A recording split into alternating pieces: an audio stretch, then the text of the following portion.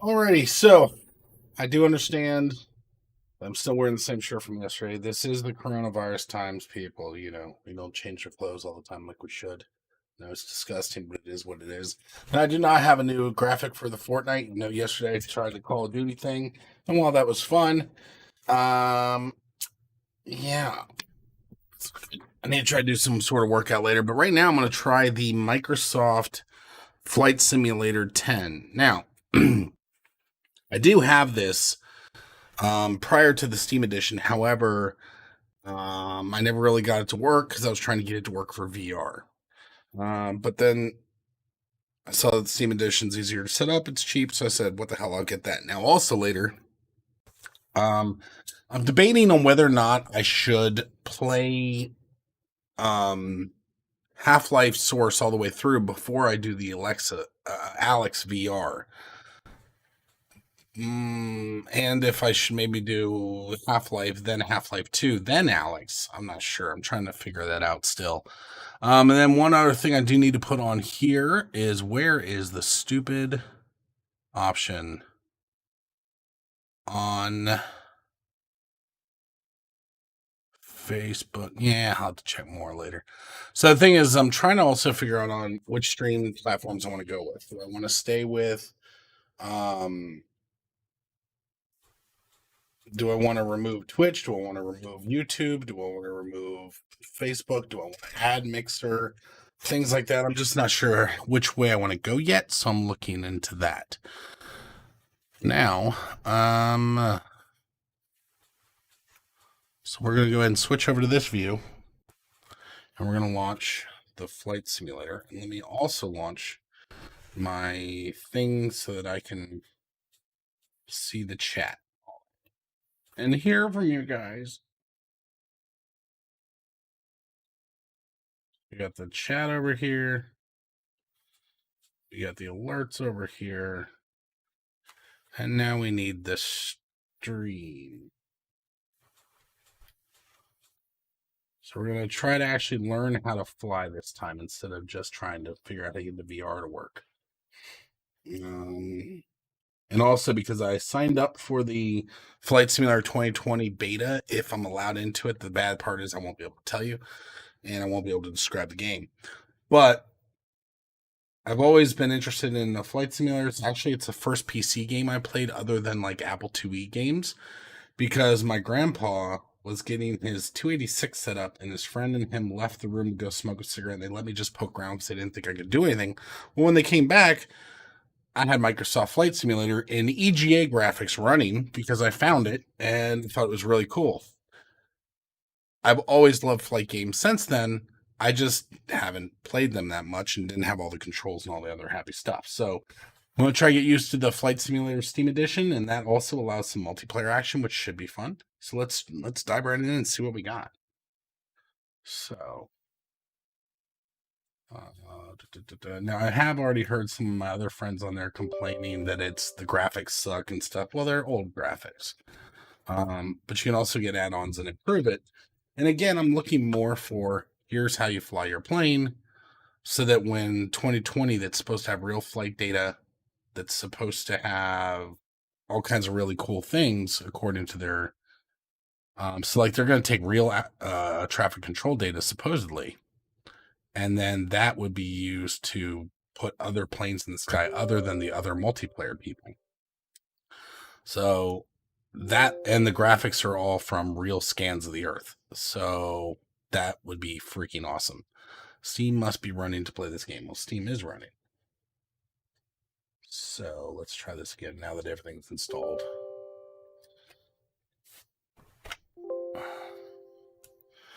Okay, let's close Steam and reopen it then.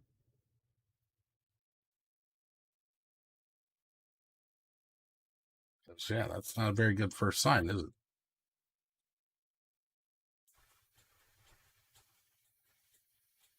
Be like, hey, look, check out the new stream. Oh, let's troubleshoot the problem or the game. And don't show me.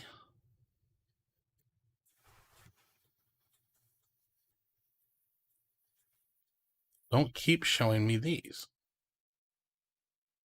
I mean, I'll definitely play with Kyle again, but I don't need a notification every time I log in. It's annoying. Let's see. Don't be a jerk. Why is it asking for that? I should not need that.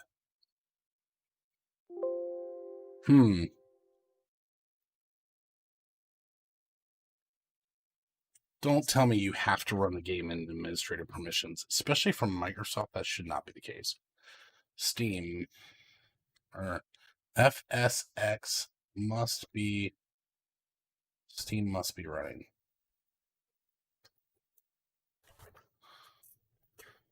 Game not starting.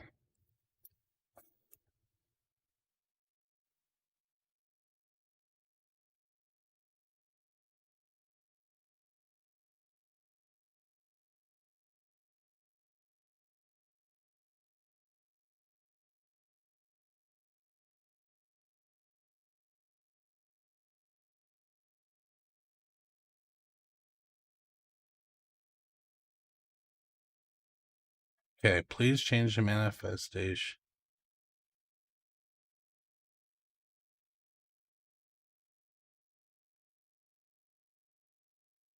Huh.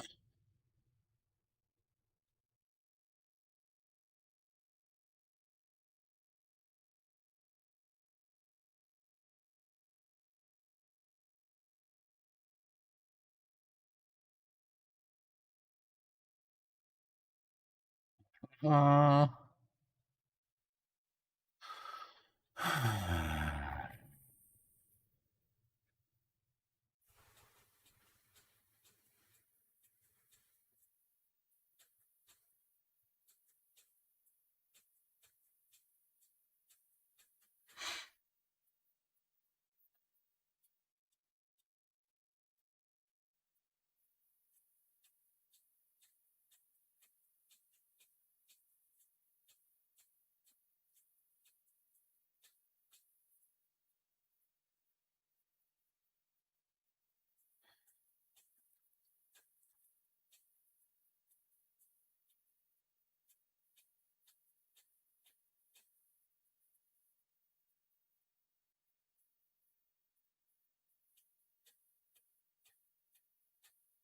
I don't want to freaking.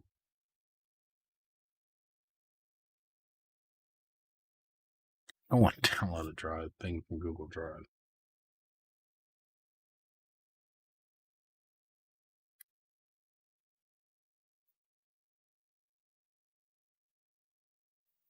Let's go to the last page.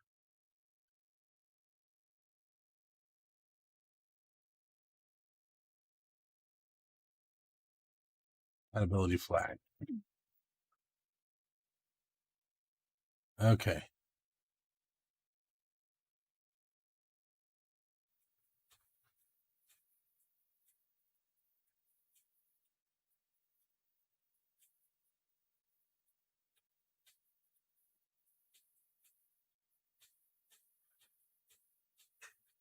Interesting.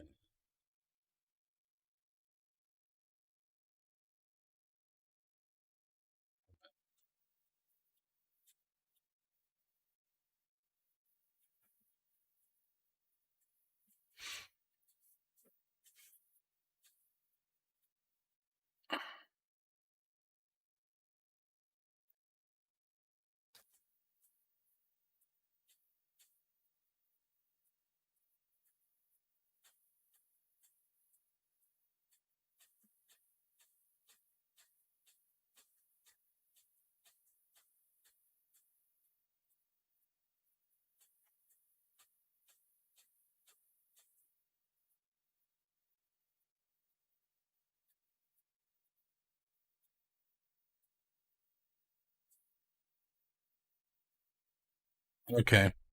So we're going to try that solution. That one, at least, I know what it's doing by doing that. Okay, so reg key, reg edit.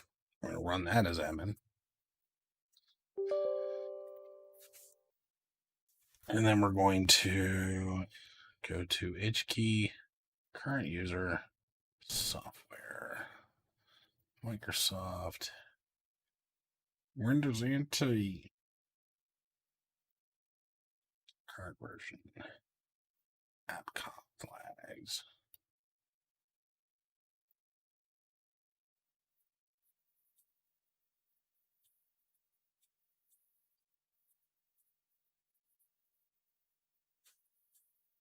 Let's see. OmpCap. Current version AppCom flags. Layers. New.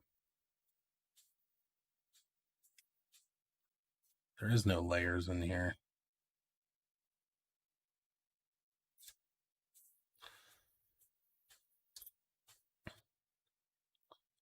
Software, Microsoft. NT, current version, AppComp flags, new, key, layers. Layers. Layers.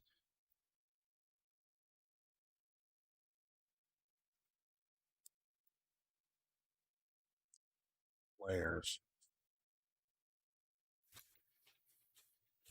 And we're going to right click and create a new string.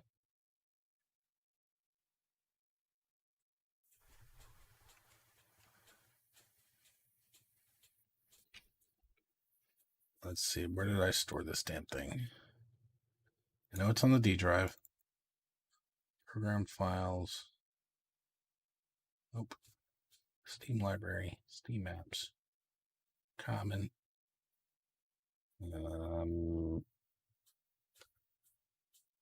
FSX.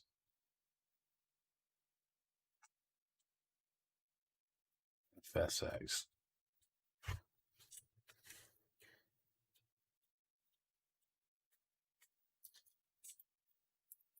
Okay, new string. And then run as invoker.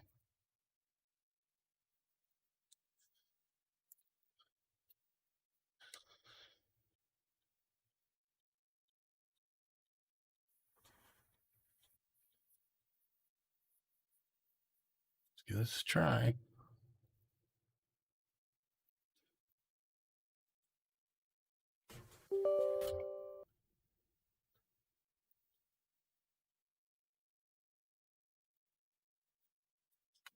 We're going to try to restart this machine now because that registry change may not take effect until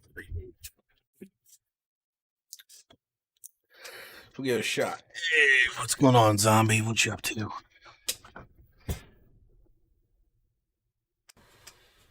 Trying to get my flight on.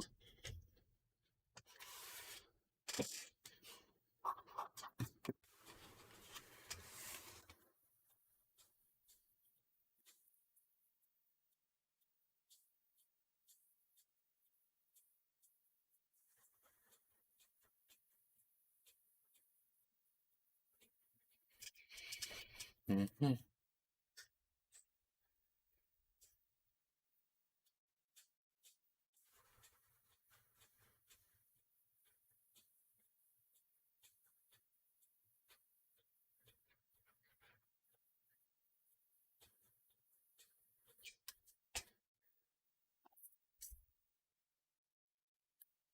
Look at the camera. So, somebody said smile again.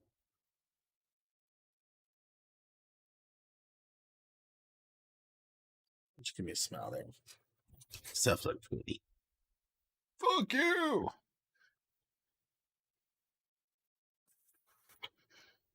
I should still be getting the volume correct. No, it's not.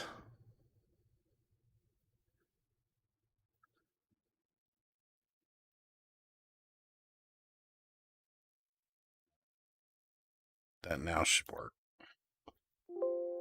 Yep. All right, bring on a new tab over here. Shut up. Stupid game. Pissing me off. Bullshit.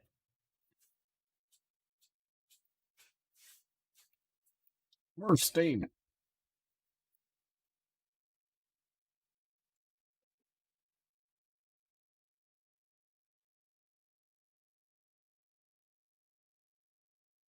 Let's see if it'll work without being the dick. I don't want to see that.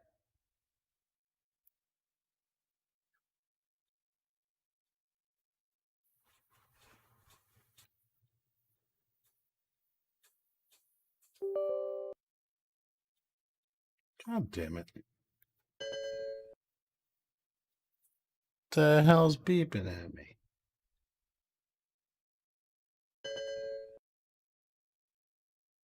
Just playing some Benito.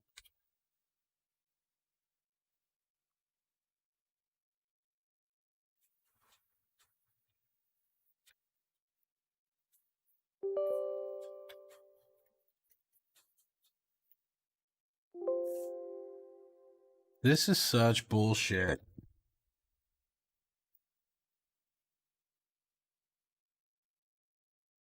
I have to run this as admin. I really freaking hate that. That's some bullshit.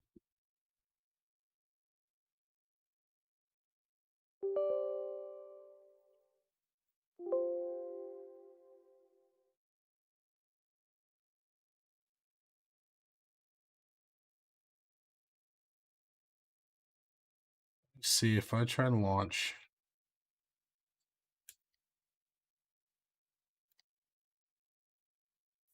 Steam Library, Common.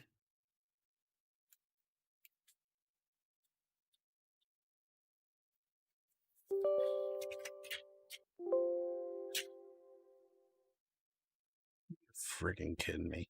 Okay, close Steam. Why is that? I rebooted. I don't want this shit showing up when I start.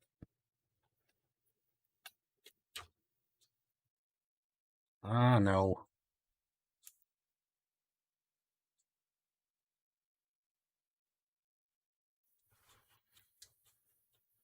You have a good security posture, and these assholes make a game on an OS that they know is shit because it was originally an earlier OS, and they give it full admin rights.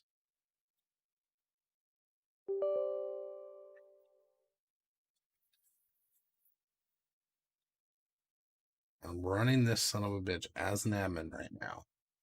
Yes, now it's asking me to log into my account, so I gotta move it over here and do the whole fucking thing.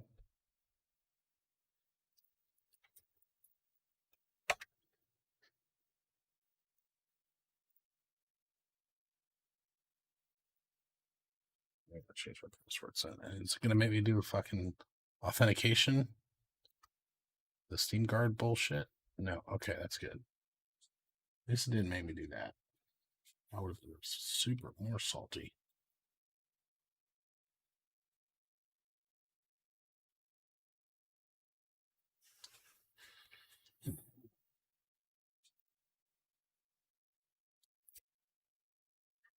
Stupid asshole.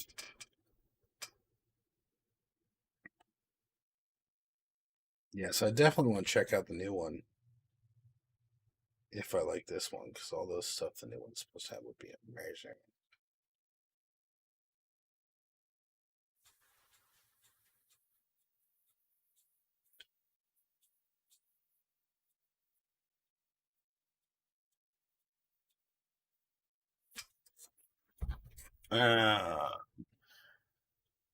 Sure.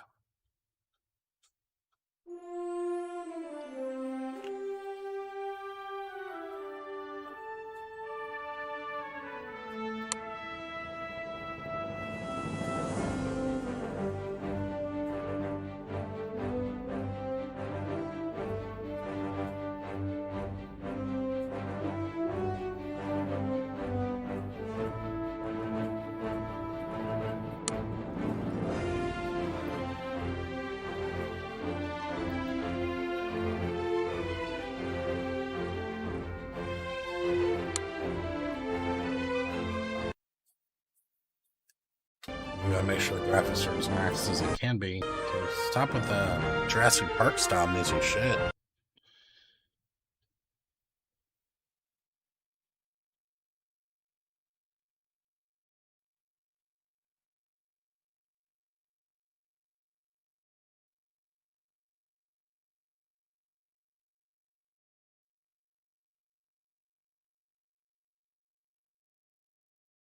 Oh, Lord.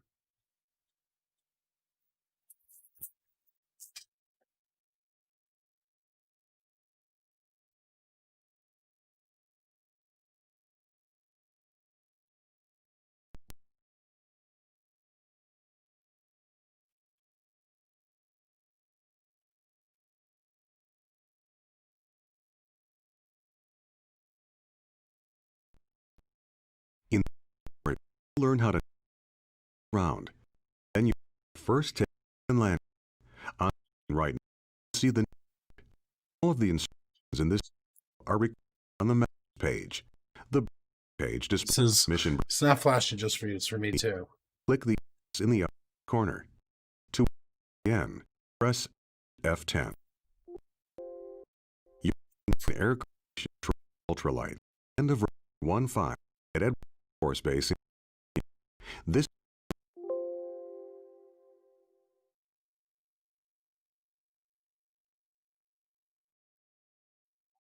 is in the runway. Sometimes lands on. Not anymore. Okay. In missions, you can navigate display. This should be at a real resolution of that with anti-aliasing and every single fucking thing I can do in there. Light bloom's fine. Mission compass and the mission pointer.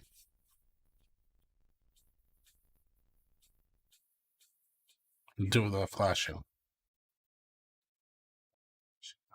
Little angle on the outside of the road heading indicates selected objective or interest.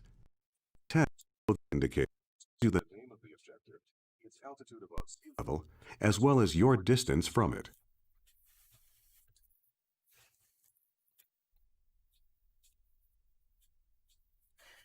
See the big marker in front of you? Display.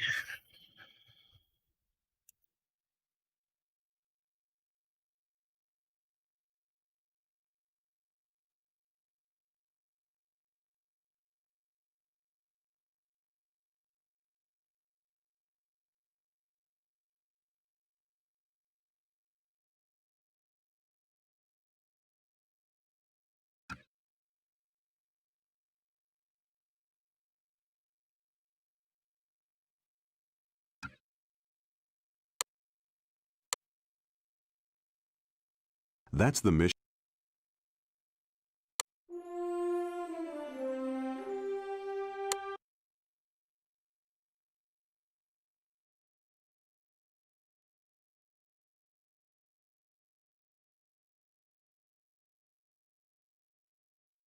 Try this shit again.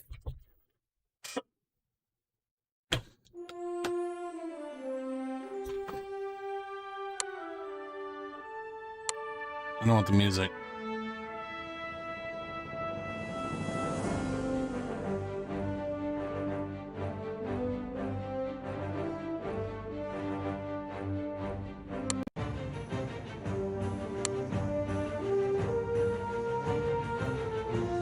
I'm not none. Oh. Ah, there we go.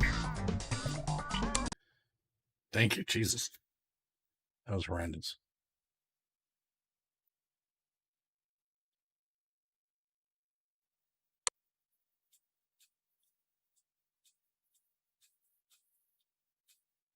Oh, wow.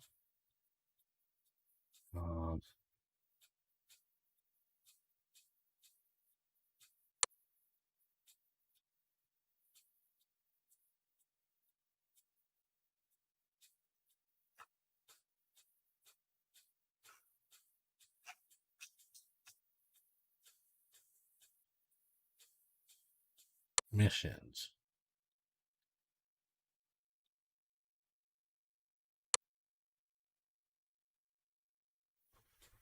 Okay. In this tutorial, you'll learn how to navigate and look around. Then you'll make your first takeoff and landing. On screen right now, you can see the knee board. All of the instructions in this tutorial are recorded on the messages page. The briefing page displays the mission briefing. To close the knee board, click the X in the upper right corner. To open it again, press Shift F10. Okay. Oh.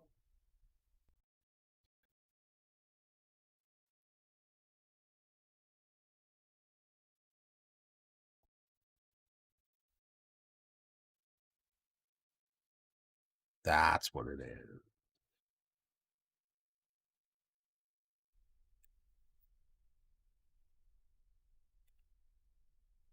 Options, settings, display.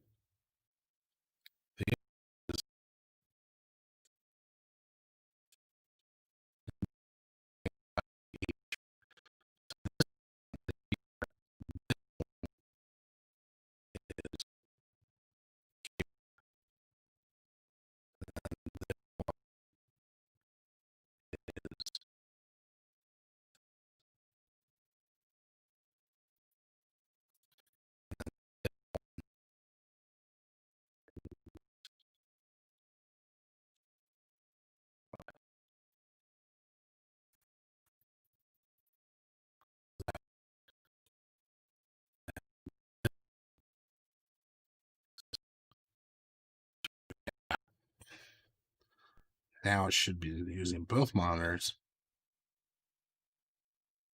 And I can move between them. Yes. So my radio messages is over here. You're sitting in an Air Creation Trike Ultralight at the end of runway 15. Display. This is one of the longest runways. So now I need to make sure all the settings are up high. Allow anti-aliasing.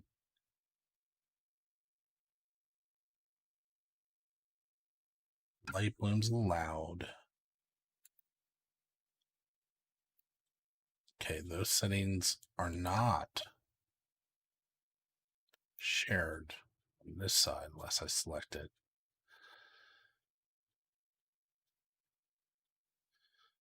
All right, scenery.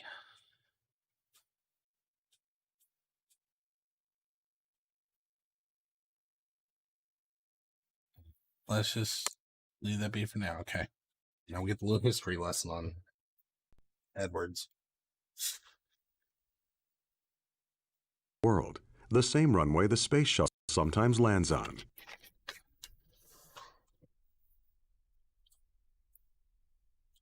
My radio In missions, you can navigate using the mission compass and the mission pointer. See the gauge in the upper left corner of the screen? That's the mission compass. The little triangle on the outside of the rotating heading indicator points to the selected objective or item of interest.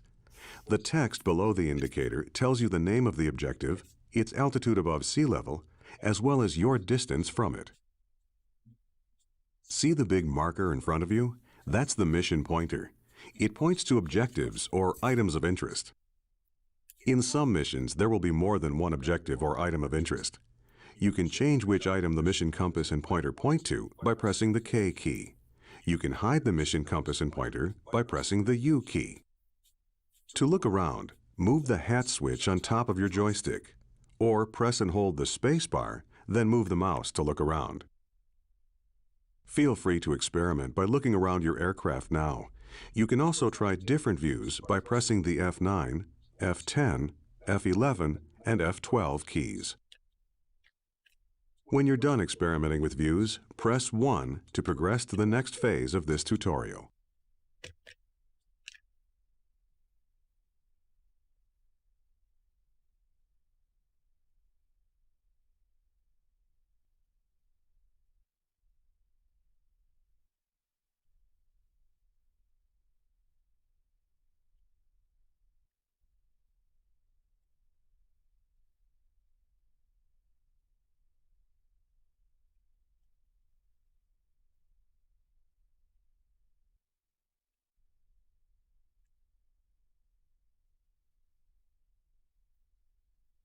You can control an aircraft in Flight Simulator by using a joystick, a universal controller, the mouse, or the arrow keys on the keyboard.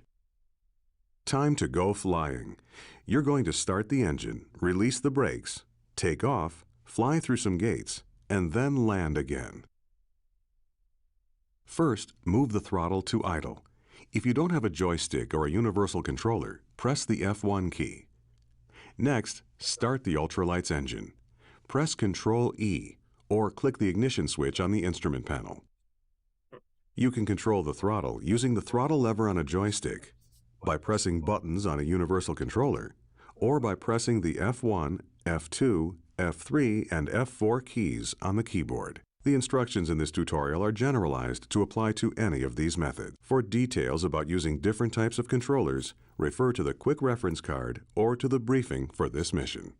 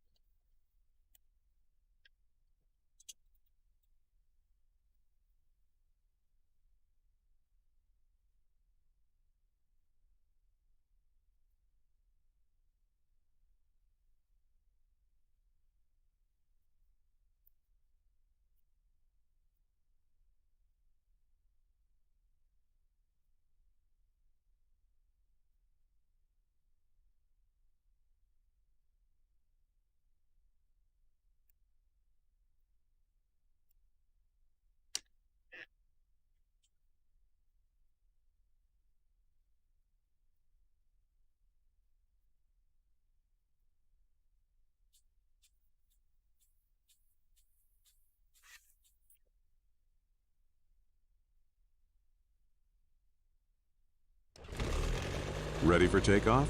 Smoothly advance the throttle to full. If you don't have a joystick, press the F4 key. Taking off is easy. At about 30 miles per hour, gently pull the stick towards you, and the aircraft will fly off the runway.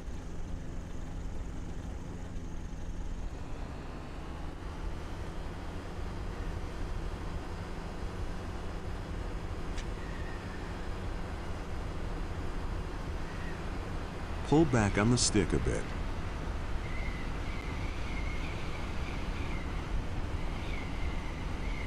Congratulations, you're flying. Pull back gently on the stick and climb a bit to fly through the first gate you see in front of you.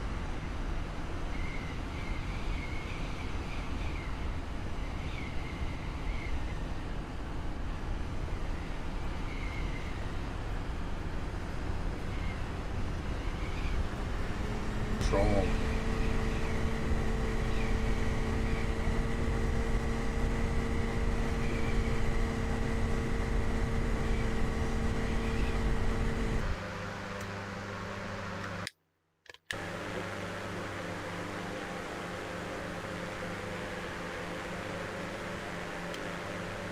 Great. Now climb a bit more and fly through the second gate.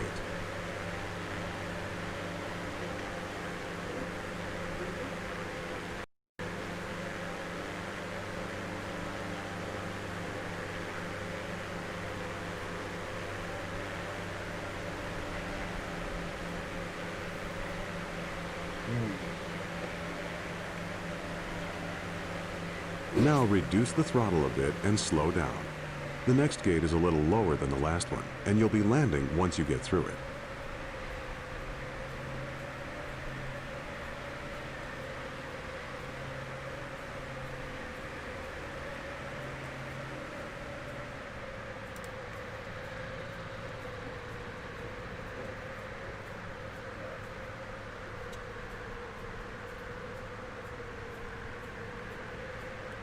Good job. Now reduce the throttle all the way and use the stick to adjust your descent rate.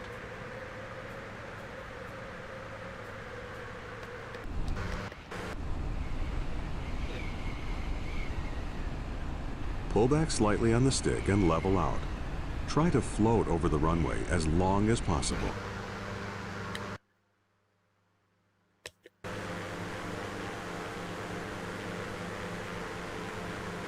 Now brake. Pull the trigger on your joystick or press the period key. Come to a complete stop. Nice landing. Press escape to end the mission, or take off again to explore on your own.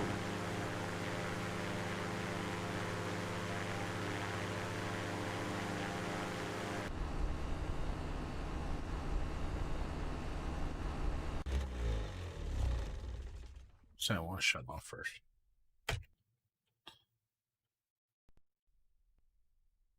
Okay.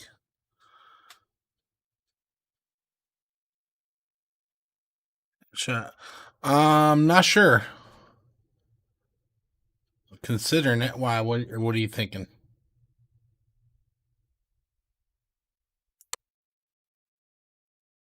Oops, that one lost connectivity. Facebook is still acting funny. Why is Facebook acting funny? Is it acting funny right now?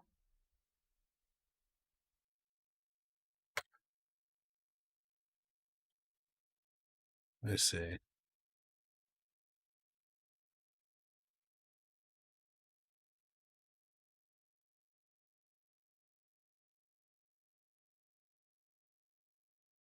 It should be good now, Jake.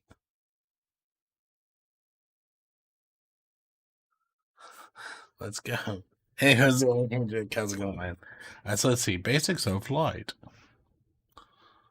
How long until I get out of the ultralight? Okay, I get into real planes there. I want helicopters. Okay. So it's basics of flight. Still a fucking trike. Okay.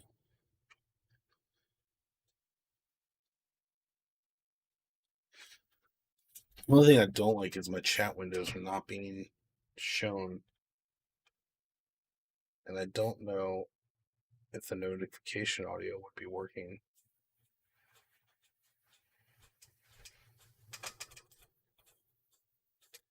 I was wondering if we could play later. Should be okay around 9:30. Yeah, let's do that. We'll meet up on here around that In time. this short tutorial, you'll practice flying an ultralight aircraft through a marked course. Just as in Tutorial 1, the instructions are generalized to apply whether you're flying with a joystick, a universal controller, the mouse, or the keyboard. For details about using different types of controllers, refer to the quick reference card or to the briefing for this mission. Directly ahead of you is a series of large square gates to fly through. To get to the first gate, just climb. Gently pull back on the stick to raise the nose of the ultralight. To go faster as you climb, increase the throttle. Push the throttle lever forward or press the This thing F3 doesn't have a key. real tail wing, does it? Active gates that you need to fly through are glowing green. Gates that aren't active or that you have already flown through are red. The next gate will not highlight until you have passed through the current gate. If you lose This sight thing of doesn't the have gate, a look tail around. rudder. Move the hat switch on top That's of your why I joystick, can't or press and twist the hold the space bar and move the mouse. Remember, you can review all the instructions given to you on the kneeboard. Just press Shift F10 and select the Messages page. Another tip, press the P key to pause the mission. Press it again to resume.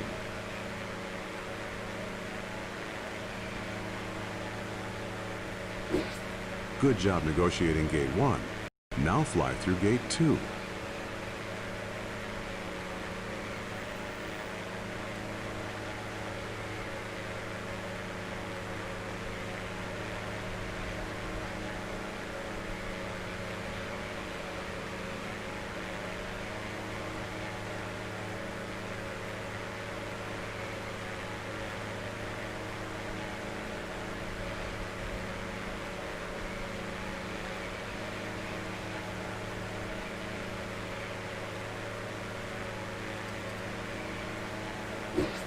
Okay, now descend to Gate 3. Push forward on the stick a bit to gently lower the nose. Slow down during the descent by reducing the power. Pull back on the throttle lever or press the F2 key.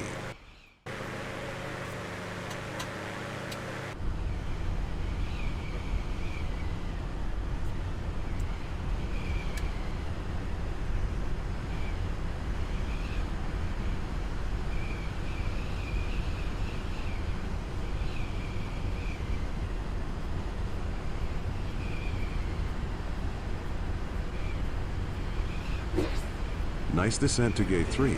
Now level off. Gently pull back on the stick. Notice that as you level off, the ultralight slows down.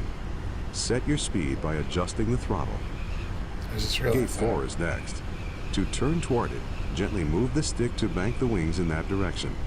Then center the stick. To stop turning, move the stick back to the right and roll the wings level.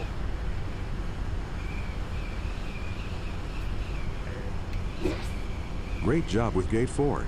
Now turn to line up with gate 5.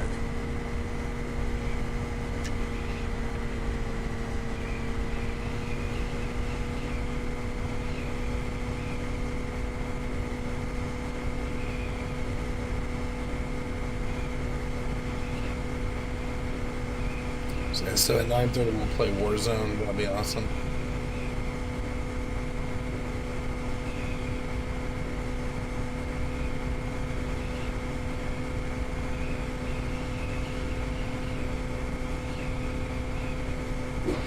Congratulations! Your first attempt at flying was a success. You can end the tutorial now or keep flying. Press the escape key at any time to end the mission. The remaining gates are just for fun. Try flying through them in any order you want. That's wind hit me there. As you fly, remember, in general, if you keep the nose on the horizon, you'll maintain altitude. If the nose is pointed up, you'll climb. If it's pointed down, you'll descend. Oh shit. There are 7 bonus gates remaining, including one on a ship.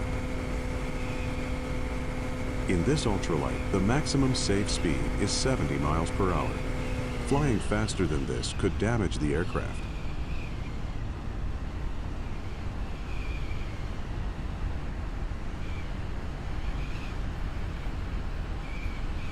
There are 6 bonus gates remaining.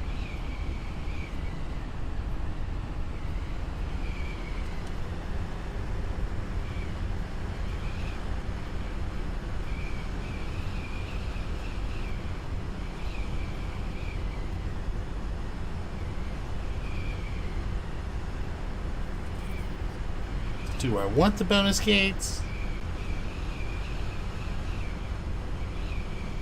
Okay, so the audio's been good. That's good.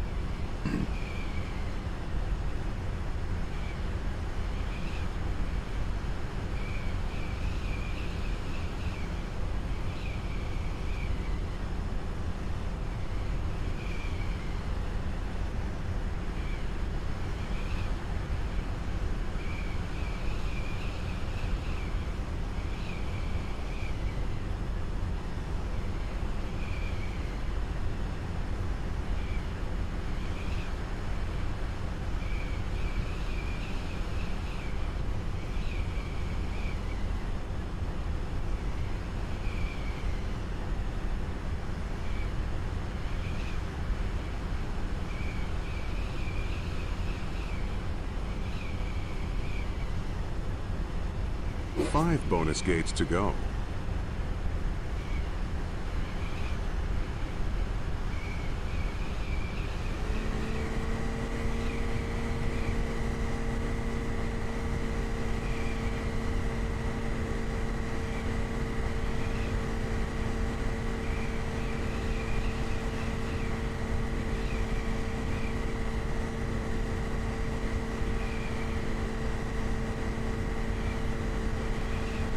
There are only 4 gates left.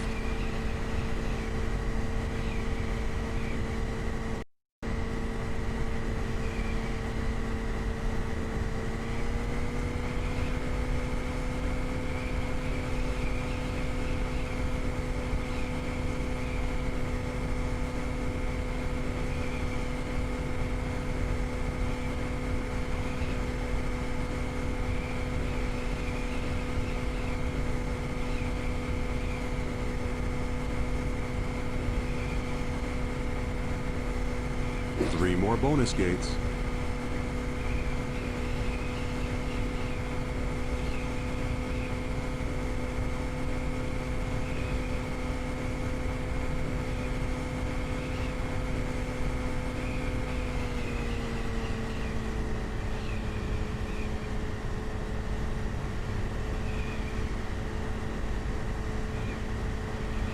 Only 2 gates remain.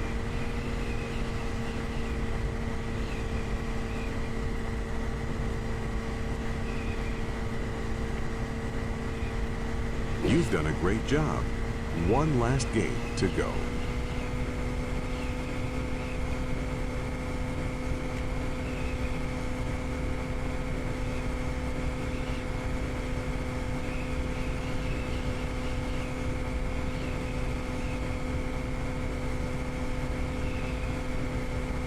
Congratulations! You're well on your way to mastering the ultralight. Press the escape key and move on to the next tutorial or another mission.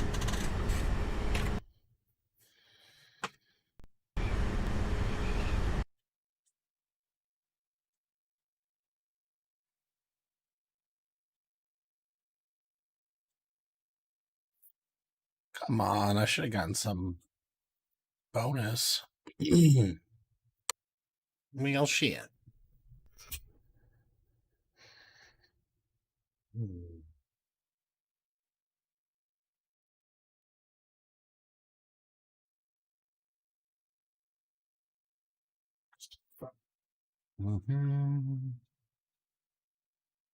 I hate the way this thing is doing this.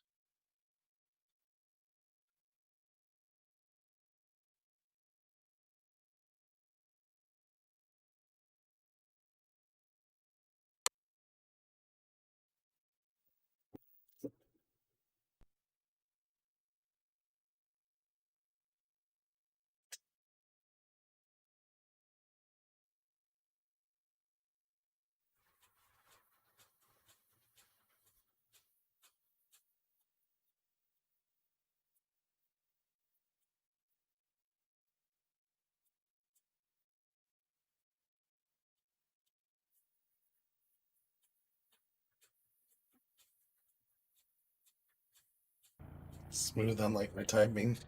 In this tutorial, Thanks, Jake. you'll take off, fly to 3 different hot air balloons, and return to land at this airport. Okay. To start the engine, press Ctrl E or click the ignition switch on the instrument panel. Pull the trigger button on the joystick to release the parking brake or press the period key. Push the throttle lever away from you or press the F4 key to accelerate.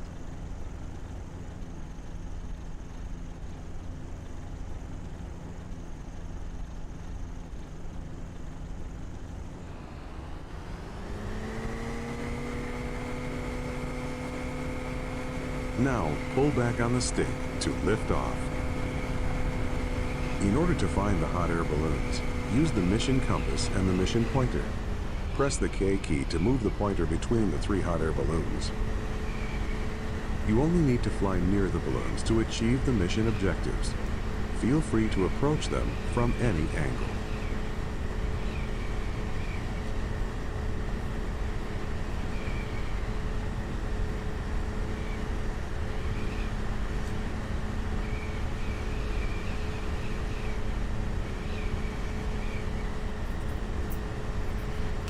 All right.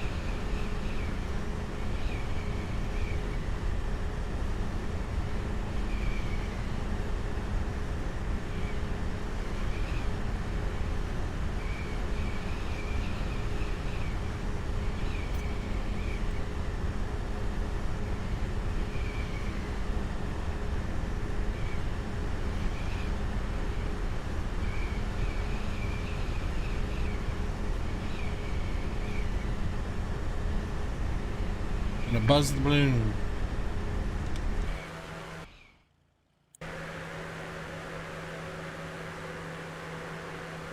That's one balloon, 2 more to go.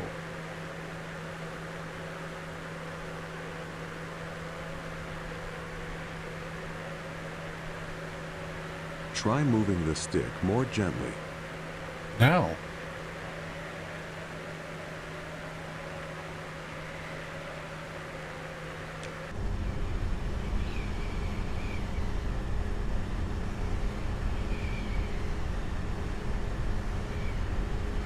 Damn, watch, quit going off.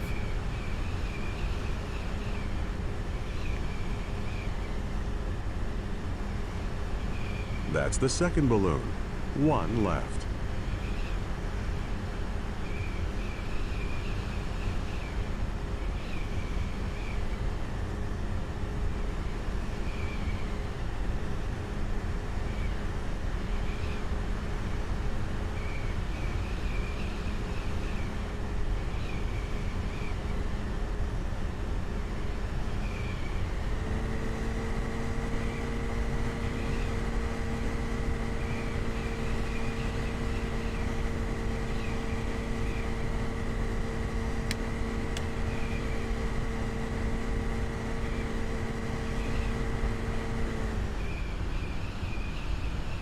It's a little unstable the more you do that. Take it out. Nah. I want to get up to the real planes. I don't want to mess up on these. You've flown near all the balloons. Congratulations. Now it's time to turn back and land at the airport. Since the wind is calm, you can approach the airport from any direction. The mission compass and mission pointer have moved to show you where the airport is. This airport has 2 small grass strips and 1 long concrete runway. For an extra challenge, feel free to land on one of the grass strips. Grass strips can be hard to see. In this tutorial, the grass strips are highlighted in yellow to help you find them. You can also cycle the mission compass and mission pointer between them using the K key. Now that you're heading toward the airport, reduce power to slow to 60 miles per hour or less.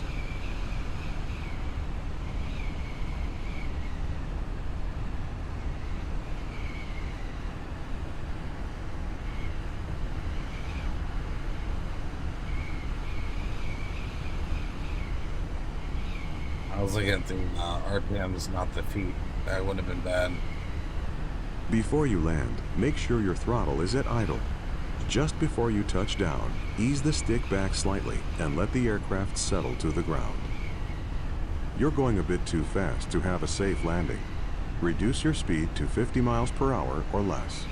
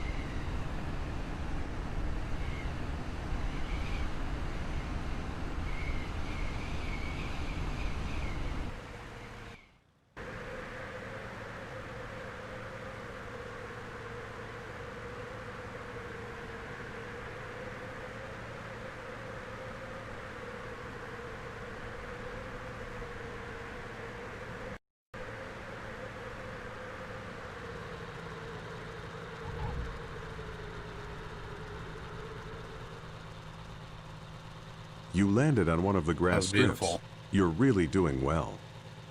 That was beautiful.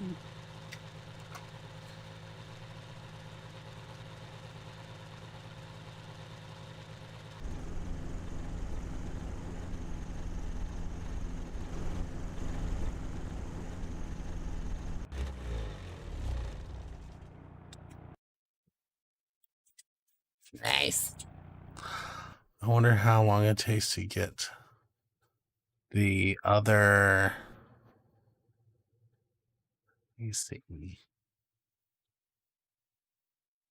I wonder how long it takes to get other AC. Well, I'm not sure where it's at actually. Let's see. I know that there's add-ons to like improve the texture quality of some places, including places in England. Now that's why I want I want to get used to this one because the new one is supposed to have graphics from real scans of the entire Earth and real traffic from um, publicly available flight data, like in real time. So that would be crazy. Okay, so ground operations. See, part of what I'm also going to have to learn is how the call signs and all that stuff work because I want to be able to like play where like that one YouTuber guy, he's like he pretends to be a real traffic controller or a real pilot. I want to be able to do that. And then somehow luckily get to play with him at some point and then actually come across with all the correct terminology and stuff and I'm going like, holy shit. Plus it's just fun. Fly around.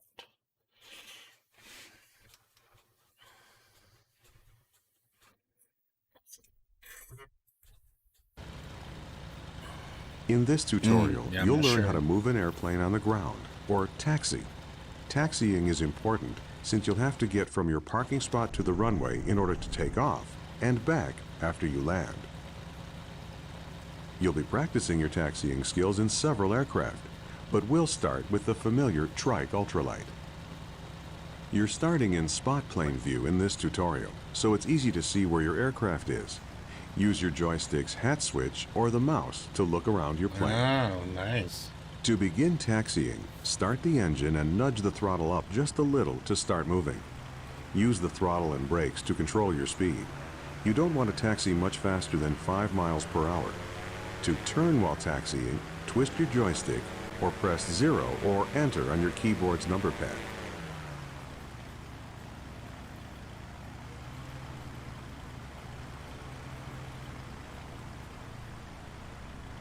Slow down. Going too fast while taxiing can be dangerous.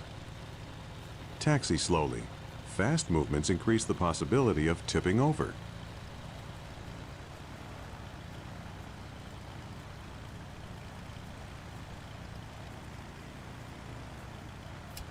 Oh.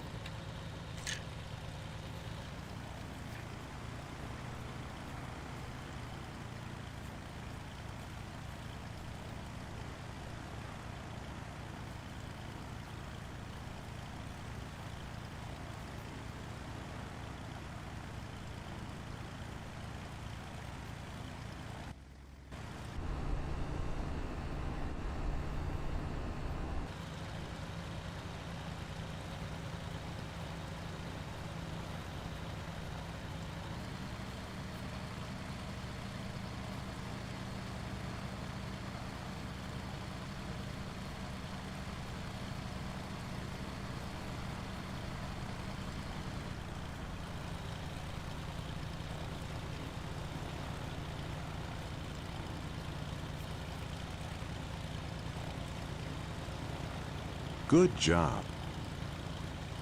You can save a mission in progress at any time by pressing the semicolon key. Saving is useful if you don't have time to complete an entire mission, or if you've just made it through a difficult part. That way you don't have to refly the whole mission if you make a mistake. In this tutorial, you might want to save the mission each time you switch to a new airplane.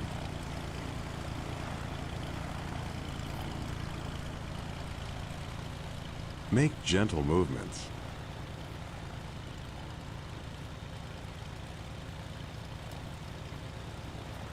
Shh, don't.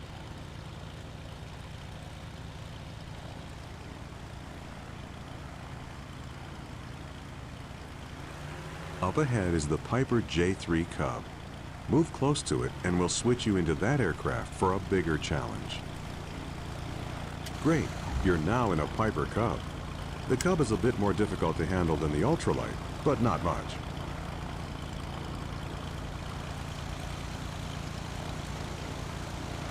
Wish there was a brake button on here.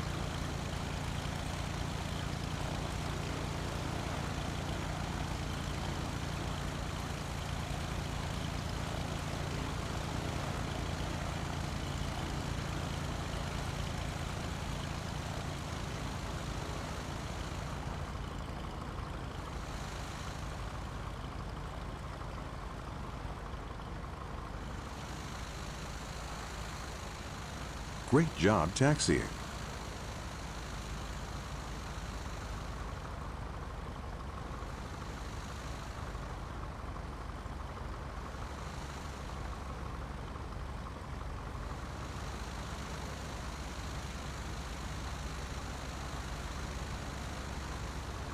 Up ahead is a Douglas DC-3.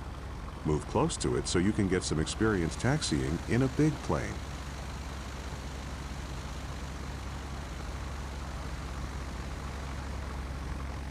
All right, you're now in a Douglas DC-3. Your goal is to taxi to the beginning of the runway and take off. The DC-3 is a more difficult plane to taxi. Unlike the ultralight and the Cub, this plane relies a lot more on using the brakes to help you swing the tail around. The DC-3 has a tail wheel lock, which makes it easier to taxi. With the lock off, like it is right now, the tail can swing freely during turns. With the lock on, it's easier to taxi straight ahead. Press Shift-G to lock or unlock the tail wheel. Remember, your goal is to take off once you're on the runway. Taking off in the DC-3 is easy. Just line up with the runway and push the throttle forward all the way. Pull back on the stick when you're going about 60 miles per hour.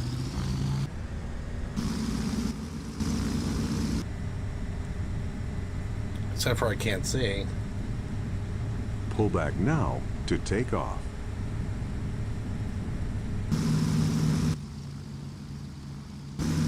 Congratulations, you're in the air flying the DC-3. Feel free to keep flying or press escape to end the mission.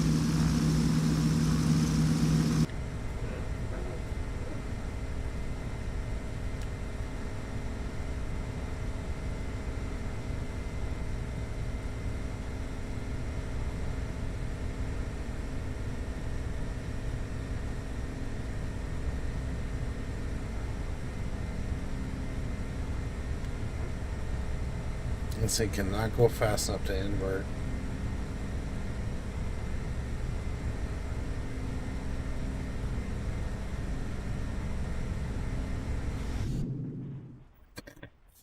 Still a success. Yeah, I can't roll that sucker around. Now let's see. So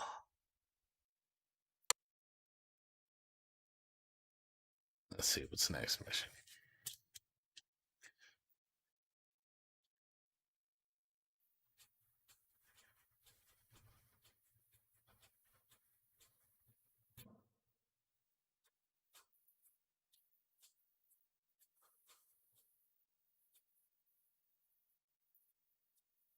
Okay.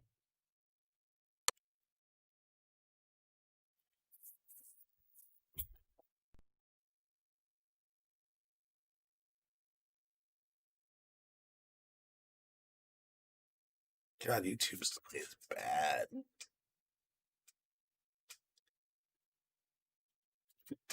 Considering how much I want to do stuff on Mixer. Let's see. Yeah. More altitude in order to recover. But it was falling like a brick when it got inverted. In this tutorial, you'll be learning how to approach an airport for landing. You're flying in a Piper Cub about 5 miles northwest of the Eagle Creek Airport, which is directly ahead of you. Adjust the throttle to maintain about 70 miles per hour for the approach. The runway in use right now at Eagle Creek is runway 3, which runs right to left. To land, you first need to line up with the runway. Waypoint markers have been placed to suggest a good flight path for the landing.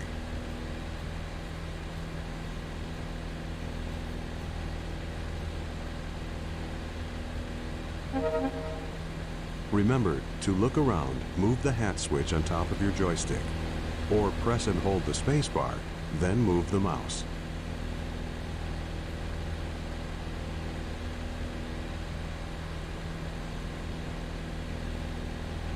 Yes, that's going to have me go whoosh like that.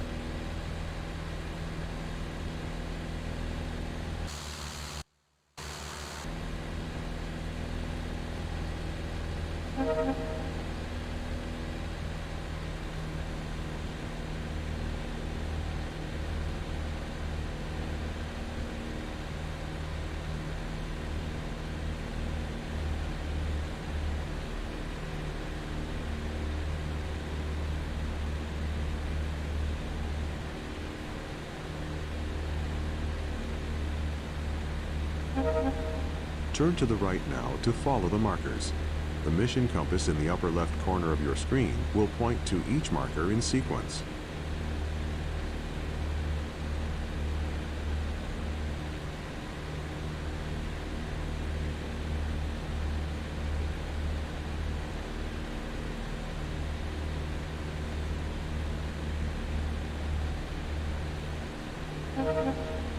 Look to the left. You should be flying parallel to the runway as we fly past the airport to set up for landing. At this point in an approach, you would normally slow the aircraft down to prepare for landing. This Cub is slow enough that you don't need to slow down. Just keep flying at about 70 miles per hour. At this point, we're flying on what is called the downwind leg of the traffic pattern. Man, we gotta just keep airspeed and climb. You're too high. Reduce power and push forward on the stick a bit to lose some altitude. My arrow's up there.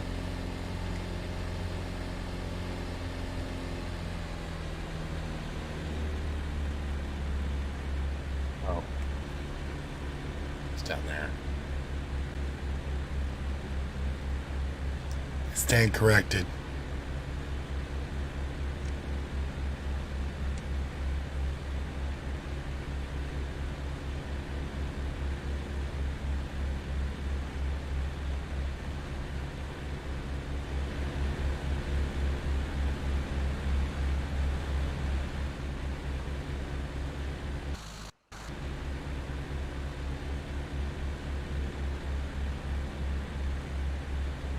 See, at least now I have my rudders.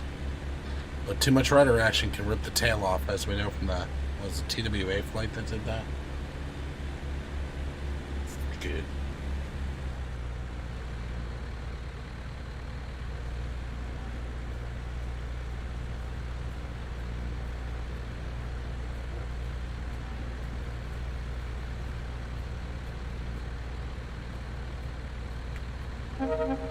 Now make a gentle turn to the left onto the base leg and follow the markers toward the runway.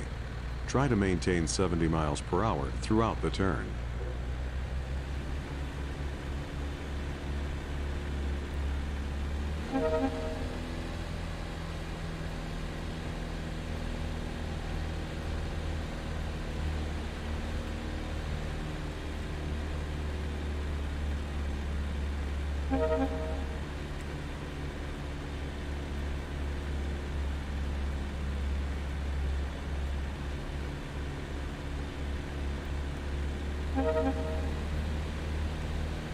So sloppy. That's lovely glare.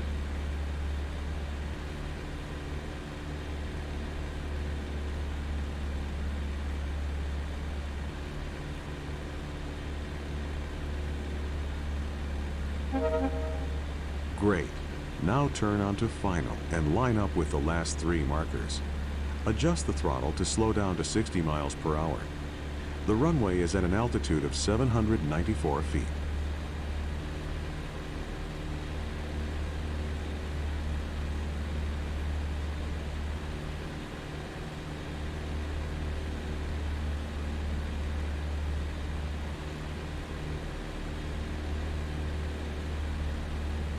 So sensitive, these controls.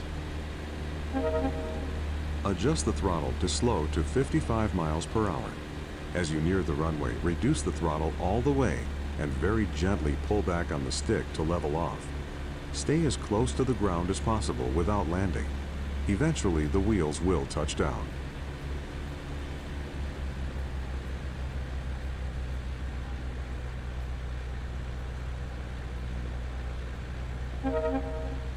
You're doing well. Keep it steady.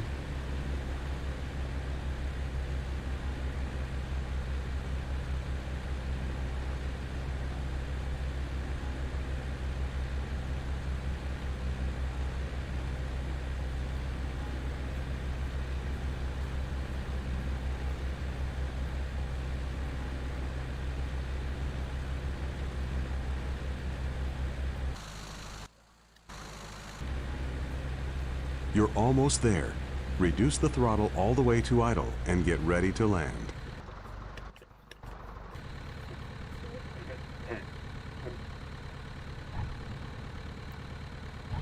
Great, you're on the A ground. little bit rough. Coast to a stop or apply the brakes. You've done it. You've successfully landed.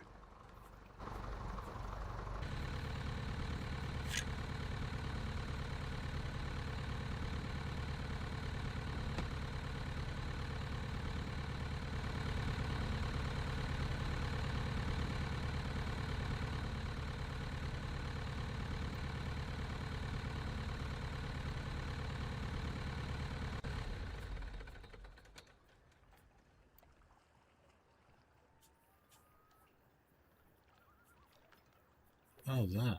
Okay, I guess I'll find that out later. I've always been shit playing games. I spent some time on mastering GTA 5, Grand Theft Auto 5. Now wait for the next flight sim. Yeah, the next one just looks like it's gonna be so good.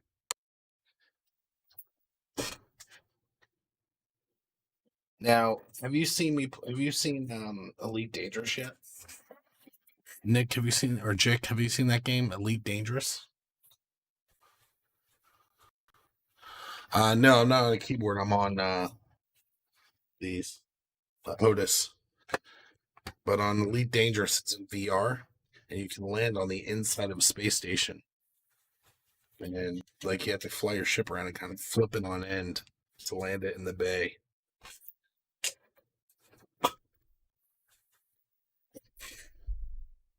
All right, let's see here. So then,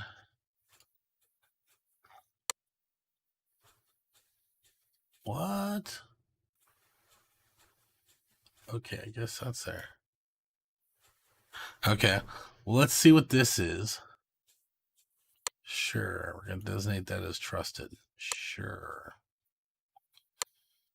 What the hell?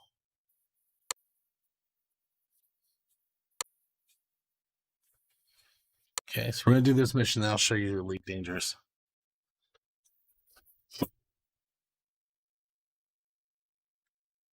Well, a lot of the delay is my fault too, because I can't see when this game is making that screen unusable, which kind of sucks, but it is what it is.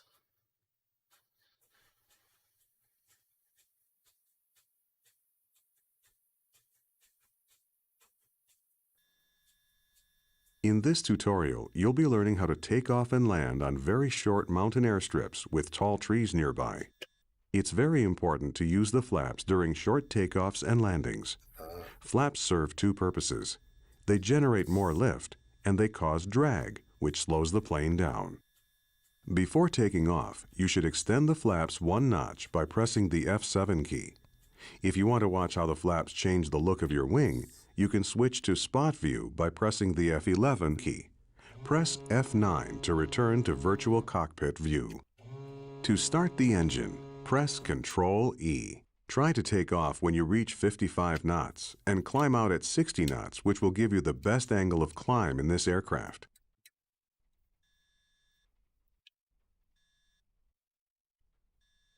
Okay, so we want our flaps down to generate that lift until we get up. Let's start our engine. Throttle full. Brake off.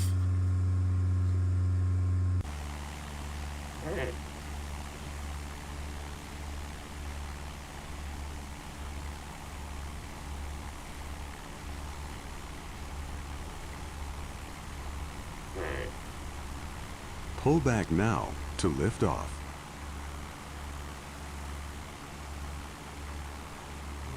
Great takeoff. Now that you're in the air, retract the flaps by pressing the F6 key. Your landing spot will be the Lower Loon airstrip to the south of your present position. It's very short and surrounded by hills, so it will be difficult to land on if you approach the runway from the wrong direction. The best route to the lower Loon is to follow the river valley rather than flying straight over the hills. This will allow for a shallower approach for landing. You can follow the waypoint markers if you want.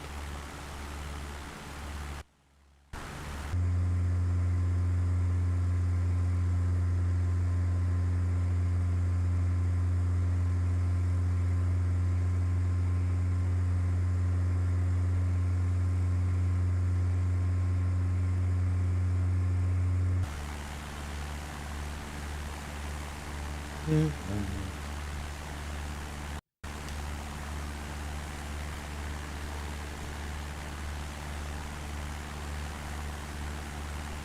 this thing calculating wind? I feel like it was pulling.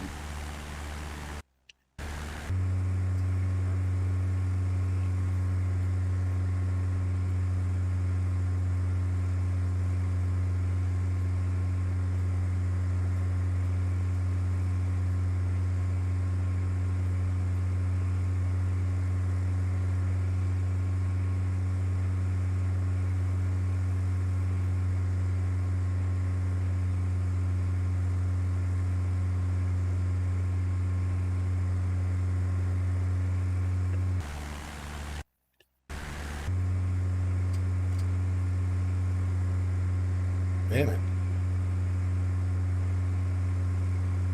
No. Get away from that wall. Damn, I think I just had my wings on the wall.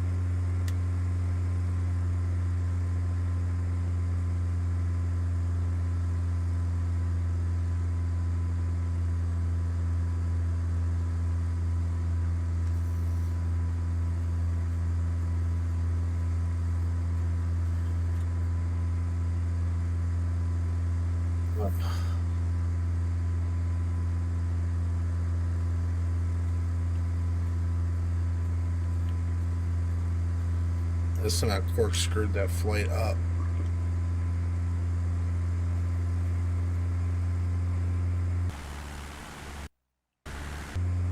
God, I'm having trouble holding that flight, that path.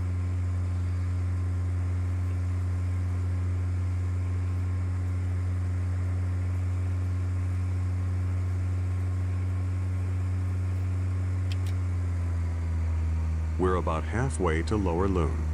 This might be a good time to go over some bush flying tips. In real bush flying, you should always overfly the runway before landing to check the runway condition and to look for obstacles which could contribute to an unsafe landing. Logs. Even in Flight Simulator, Bears. it's a good idea to inspect a landing site before committing. Many of the mountain strips in this area are one-way in, one-way out approaches, and you only get one chance at the landing with no possibility of a go-around.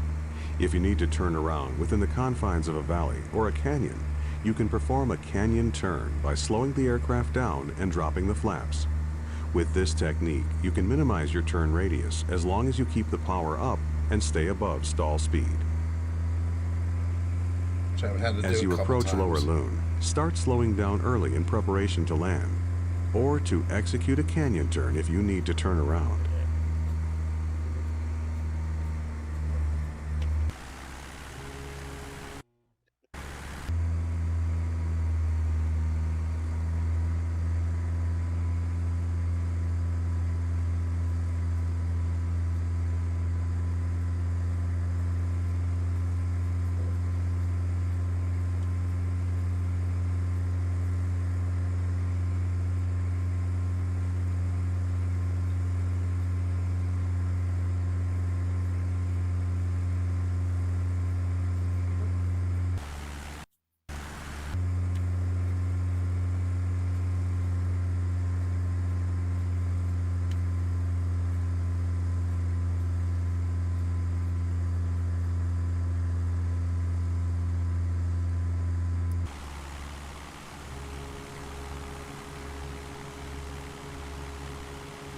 Give me more lift, you bitch.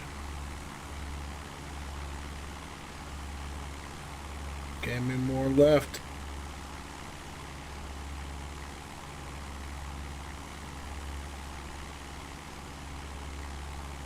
Give me more.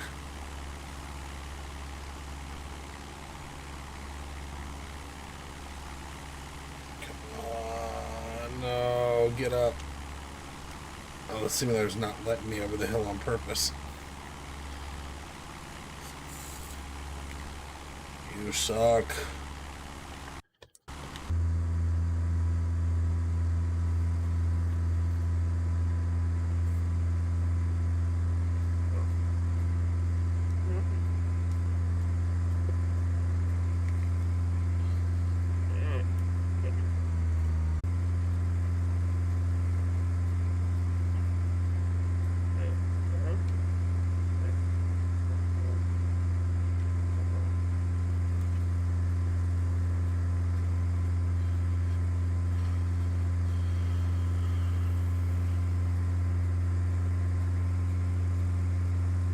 Yeah, the problem is it's making me follow the canyon.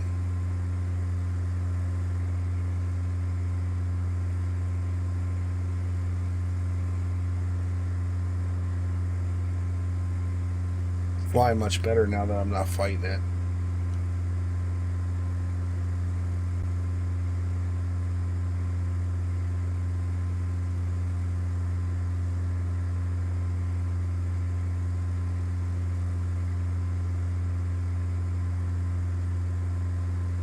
Now that you're getting close to the airport, maintain 55 knots and fully extend the flaps by pressing the F8 key. Remember to increase power to compensate for the increased drag, or you might stall.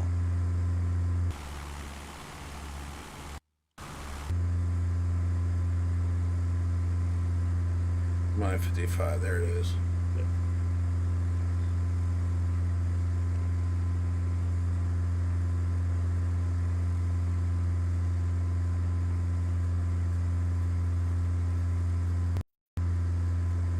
Oh, come on.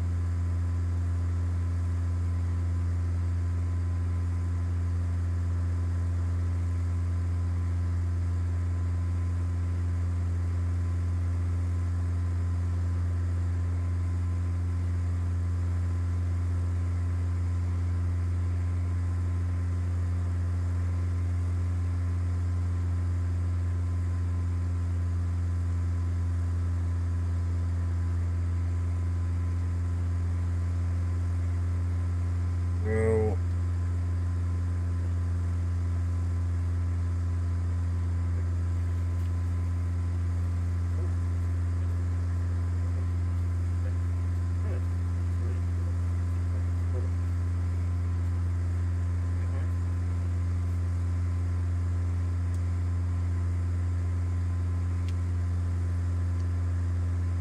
Like flying all sorts of sideways and shit.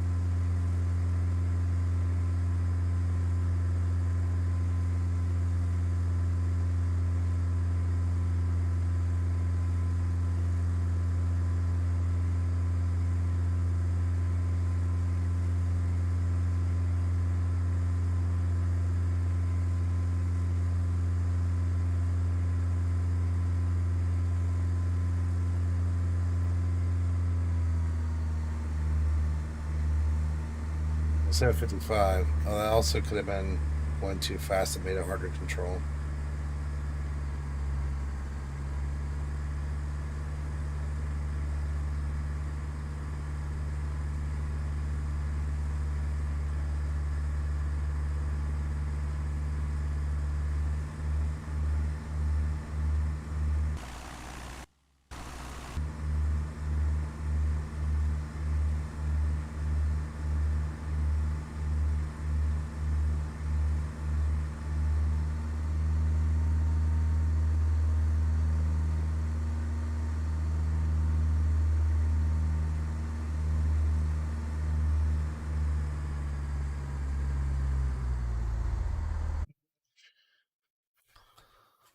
Okay.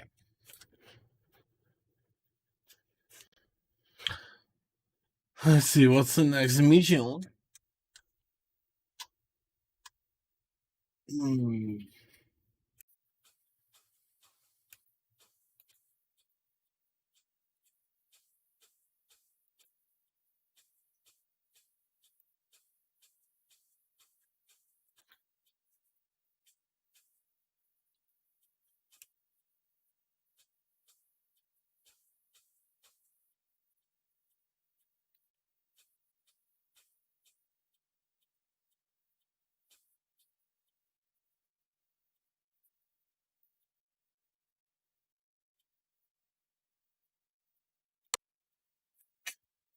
Let's get this shit.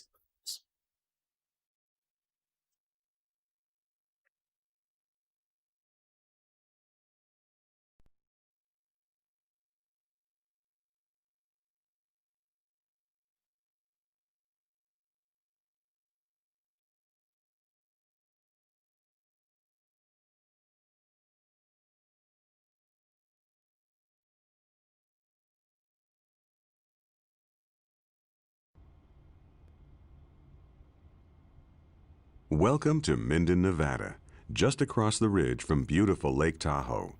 Minden is world-renowned for its soaring conditions, and many records have been set here over the years.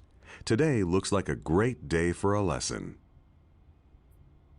You're sitting in the DG-808S, a state-of-the-art glider built for competition soaring.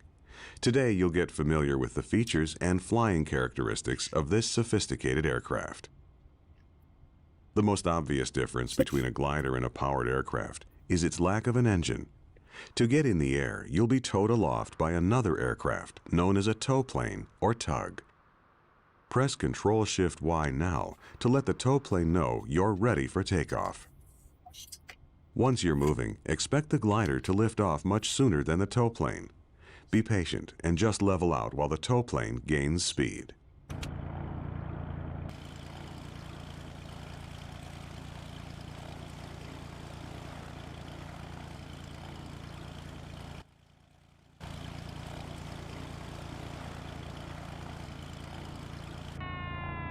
There you go.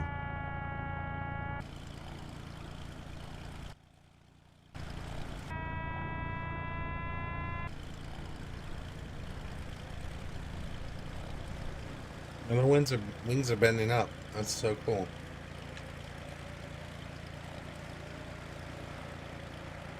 You're airborne.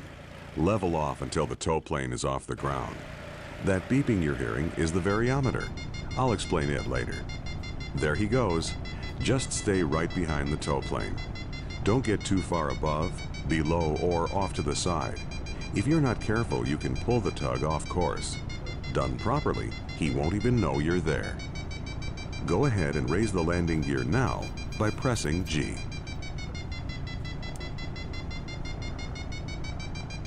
Visualize a box around the tow plane and try to keep the glider in that box at all times.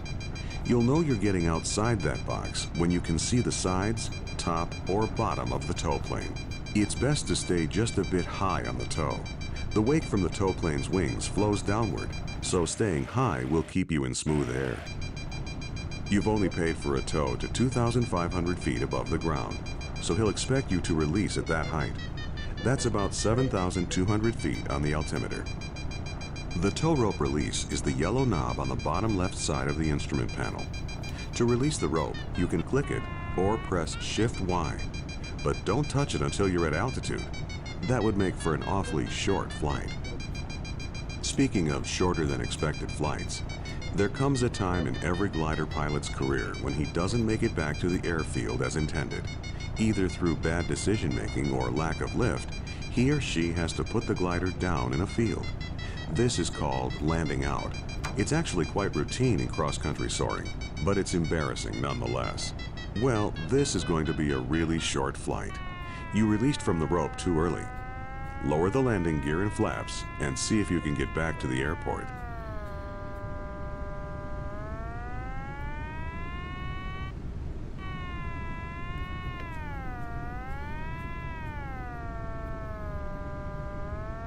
Let me know where the airport is.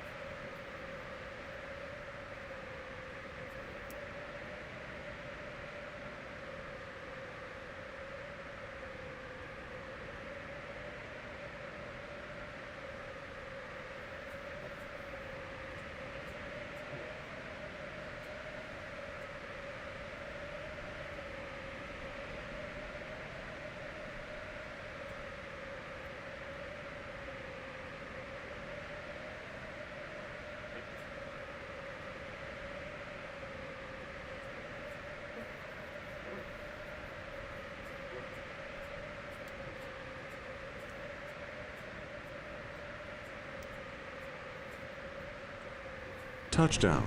Now keep the wings level as long as possible.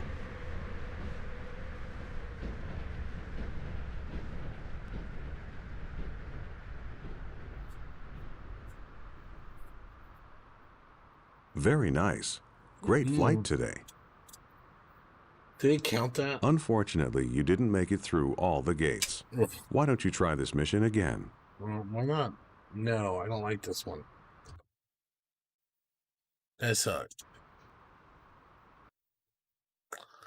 Okay, so there is an add-on that allows this to work for that allows it to work for VR, but it's an add-on, and I tried it before and it really does not work well.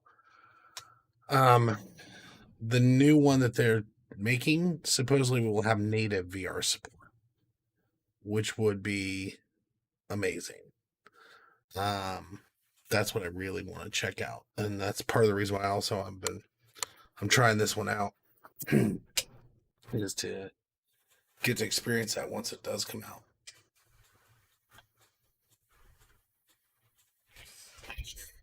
Let me see, but my stream delays. Yeah, it is really badly delayed. I'm not sure how much of that is. I don't know what's going on with that. Part of it is, well, I don't know. Let's see. I don't like that. That sucked. All right. So that's it for that for the moment. My son's busy playing Minecraft. Tonight looks like my cousin and my nephew wants to play Warzone with me.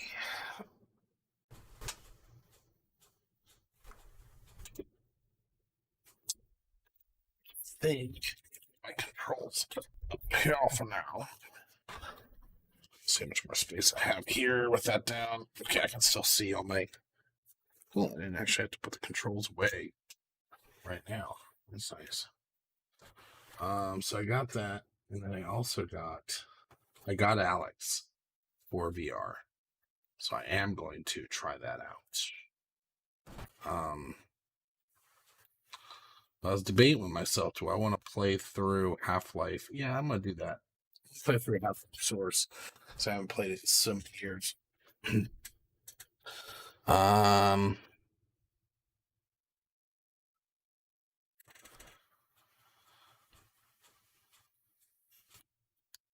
On Discord. Let him know. Who know?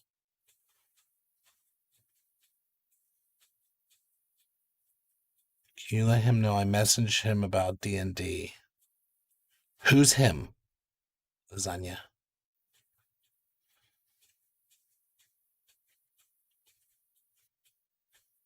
You talked about me? Let's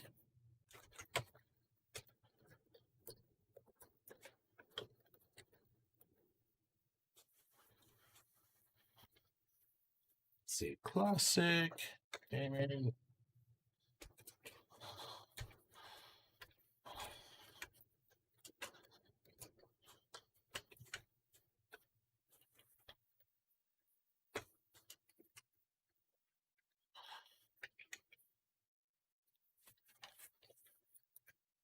Oh, your son, yeah. Delayed, and you were speaking to him. Gotcha. Okay.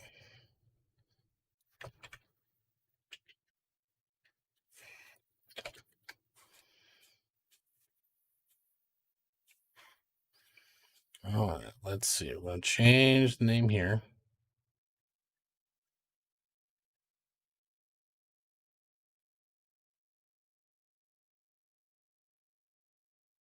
Well, let me change the from Microsoft Flight Simulator. Some things I really like about some of the services, some things I really hate. That's one of the things I hate is changing the apps on Facebook sucks. Let's see.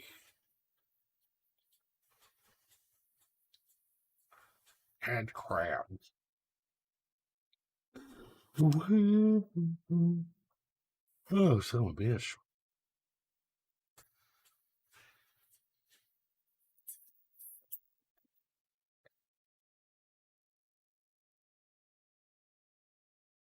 Oh.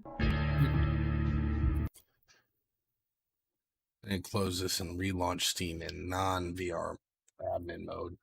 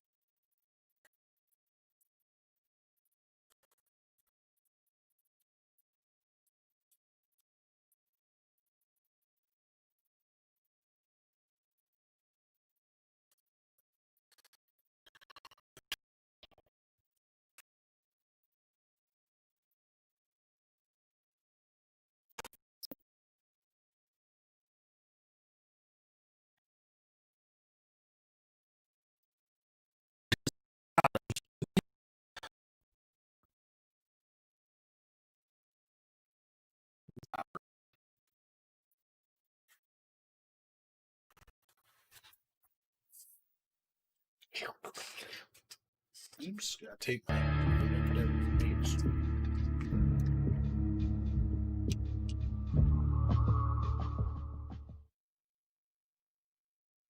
Of him. Sorry, I was speaking up him. Node graph out of date. What? That would help with graphics work.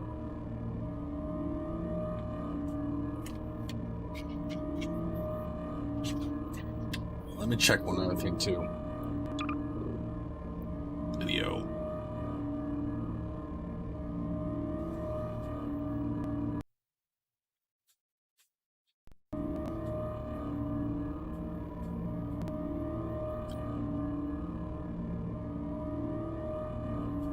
No.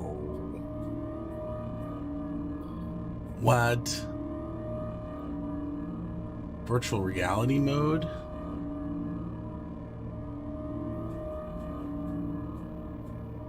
Yeah, it's a little bit delayed.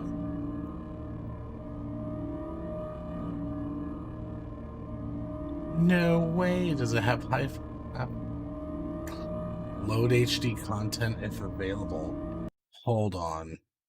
Hold on. Hold on. VR for Half-Life Source.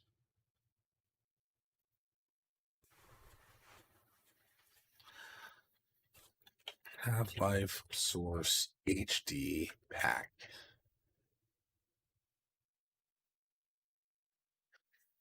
Definition pack. Okay.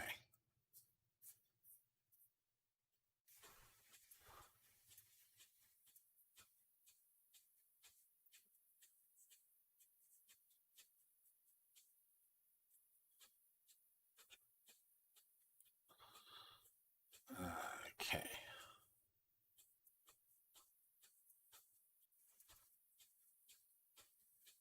Gotcha.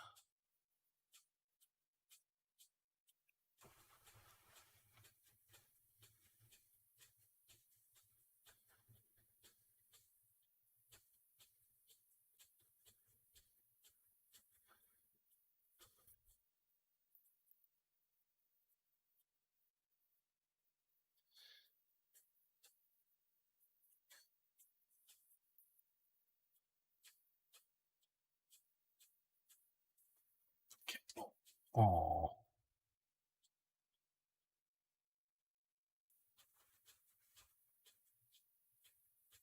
Oh, that does not look trustworthy. I don't like it.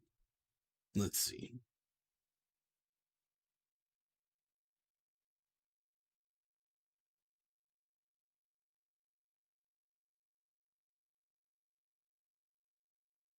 Okay, let's see. Yeah. Where do I go to get it?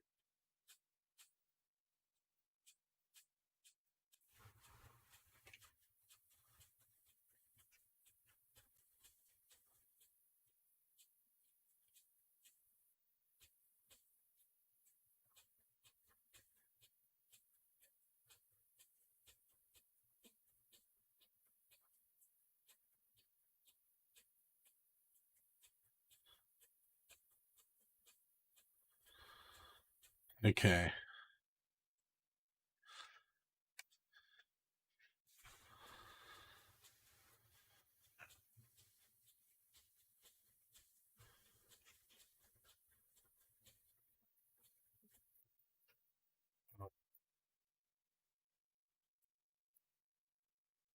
Half-Life Source HD.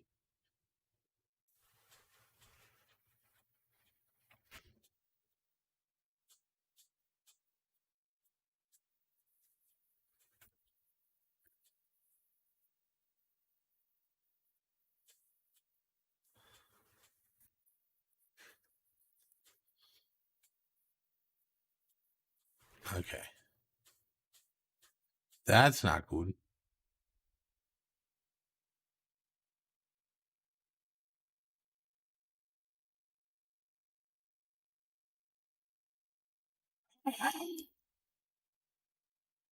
Is this?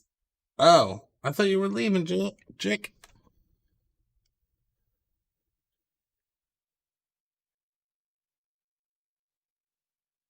No, I'll certainly play the space game because I got to figure out how to get these mods to work. This is Half-Life. This is some classic shit right here. But I do need to see how my space stuff is doing. I'm gonna hit it.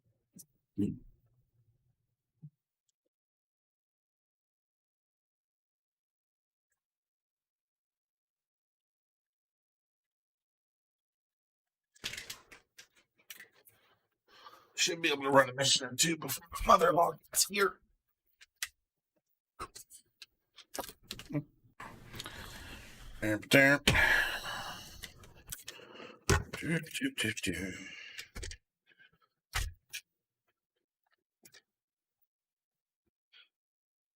Now keep.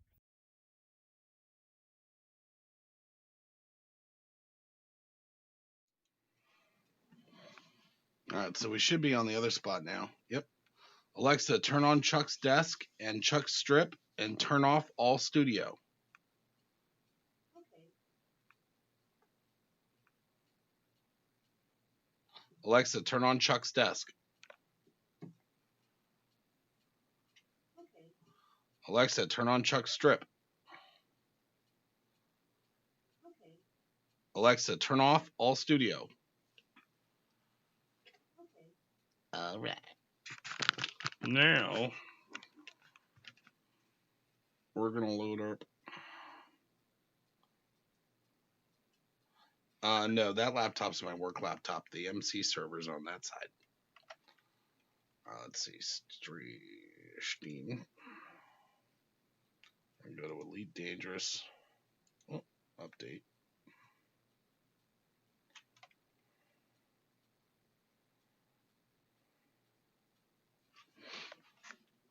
Gotta get out my hand controls. Mm-hmm.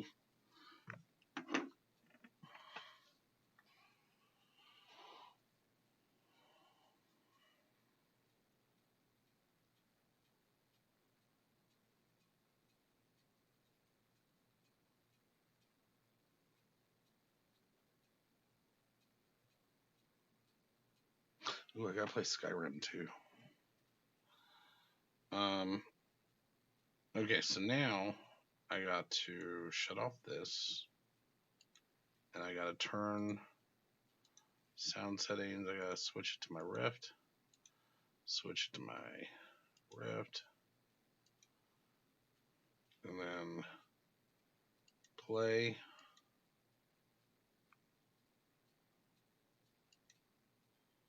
Oh, gotcha. Okay, so play in Steam VR mode.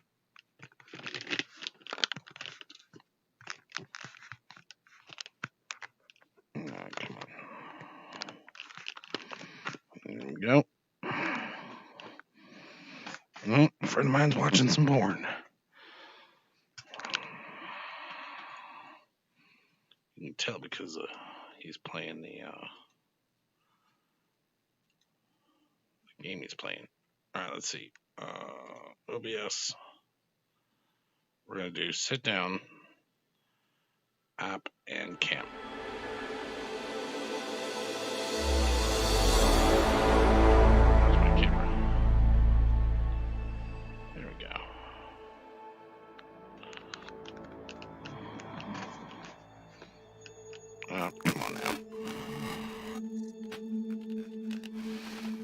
Set the view to here. Okay. Game is loading. I don't remember which station I was last in. Alright, so. Whoa, I can't. Oh, yeah, it did. Okay. Okay, so that broadcast looks clean. And I'm going to put a copy of my chat screen in here so I can see what you're saying. Firefox, chat widget.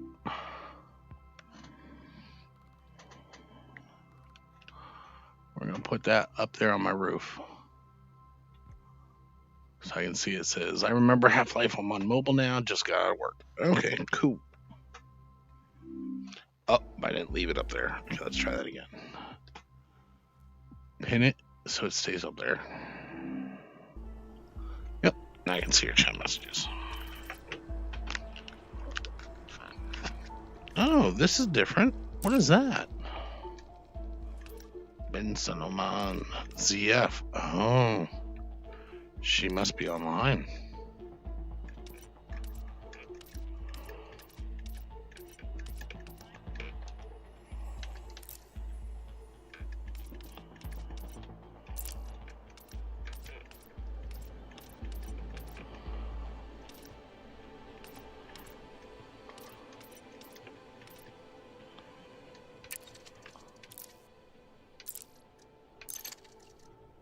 Okay, interesting.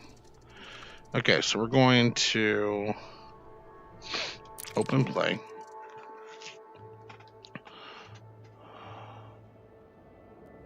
Okay, good.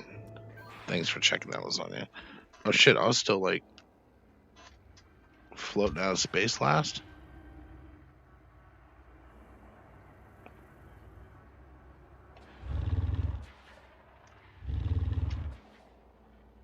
I don't understand why.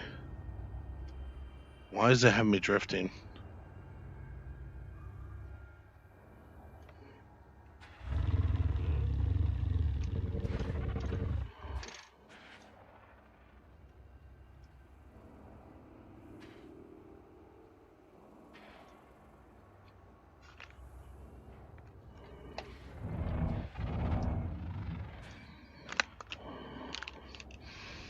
Okay, this game is...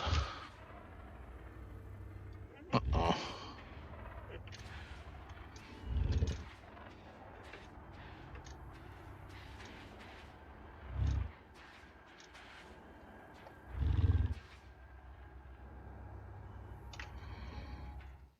Why does the calibration appear off?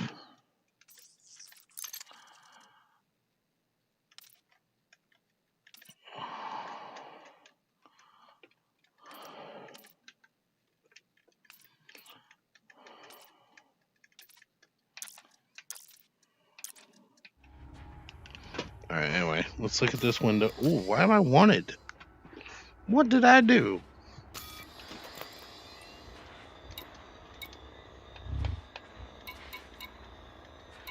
Okay, that's why this is definitely not behaving the way it's supposed to. There we go. Oh yeah, now it's still. Okay. Why am I wanted? What did I do? What?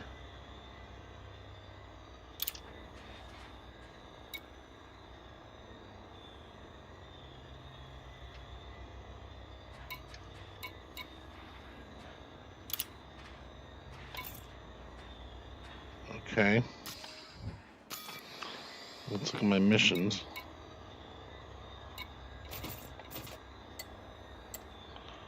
A bounty.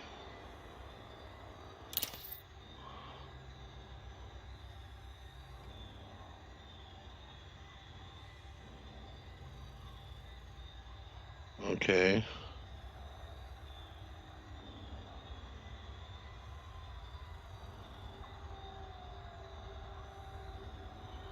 Okay, I have to pay a fine somewhere. Why?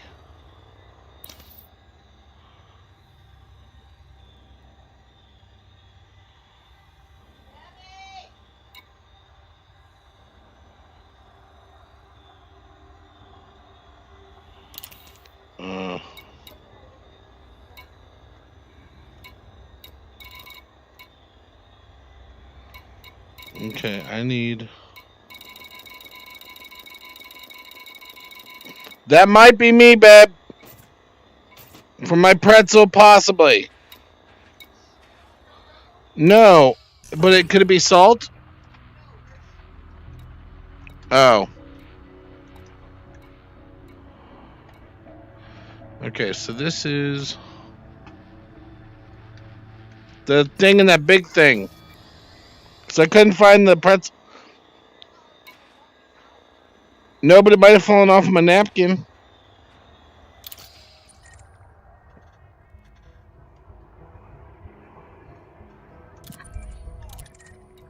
Okay, then I'll get it when I come up.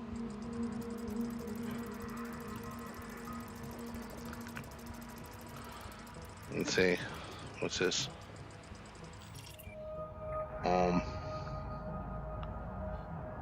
Does that...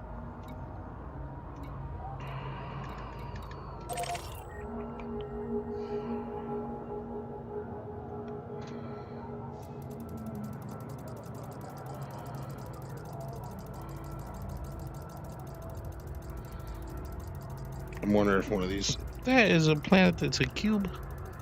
That was a weird bug. It didn't finish drawing yet. That's funny. That... Yeah, I'm thinking that ring that's up there.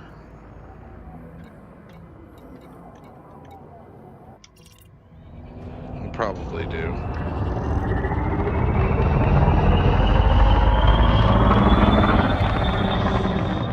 Alright, well, that's a bright-ass sun.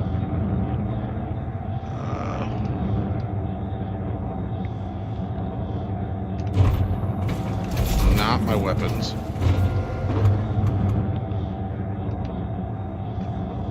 It's this one. Frameshift drive charging. 4, oh, look at the little wispy 3, things. Here we 2, go. 1, engage. See, let me... I think it's bright in here. Bye-bye.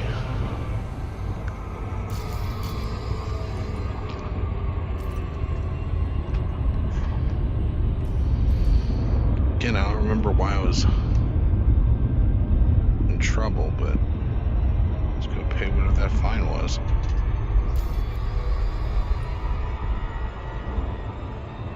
Oh. I'm wanted because all that shit's stolen.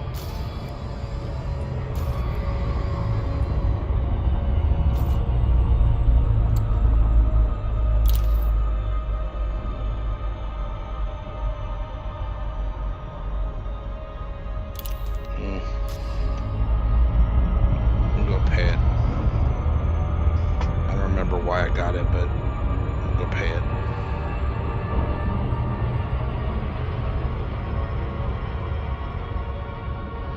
So this one is a beautiful game, but it is a lot of just flying around, running missions back and forth and stuff like that, because I can't fight real good yet.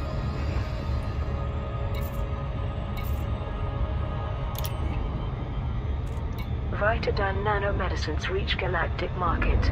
The nanomedicines developed in December 3304 by Vitadine Labs have been approved for distribution to medical facilities across the galaxy. At the time of Vitadine's original announcement, the nanomedicines were believed to be mere weeks away from widespread availability. The Interstellar Health Organization had verified the medicine's healing properties, and Vitadine Labs owner Professor Catrian Rook had been hailed as a genius for spearheading the research and development project. But some questioned how a relatively small company could produce such advanced drugs, questions that were answered when Pranav Antal announced that the nanomeds were derived from pharmaceuticals developed by the Utopian Commune. Responding to accusations of theft, Professor Rook clarified that the original nanomeds had been legally salvaged from the wreckage of a Utopian transport ship. A lengthy legal battle followed, with Pranav Antal demanding the return of both the original nanomedicines and the Vitadine derivatives. Vitadine argued that the derivatives were of great potential benefit to humanity and should be made available for sale. The IAHO eventually ruled in favor of Vitadine Labs, with the caveat that all distribution be maintained by an established pharmaceutical corporation. That honor went to the Vandermeer Corporation, which has now established the necessary manufacturing facilities.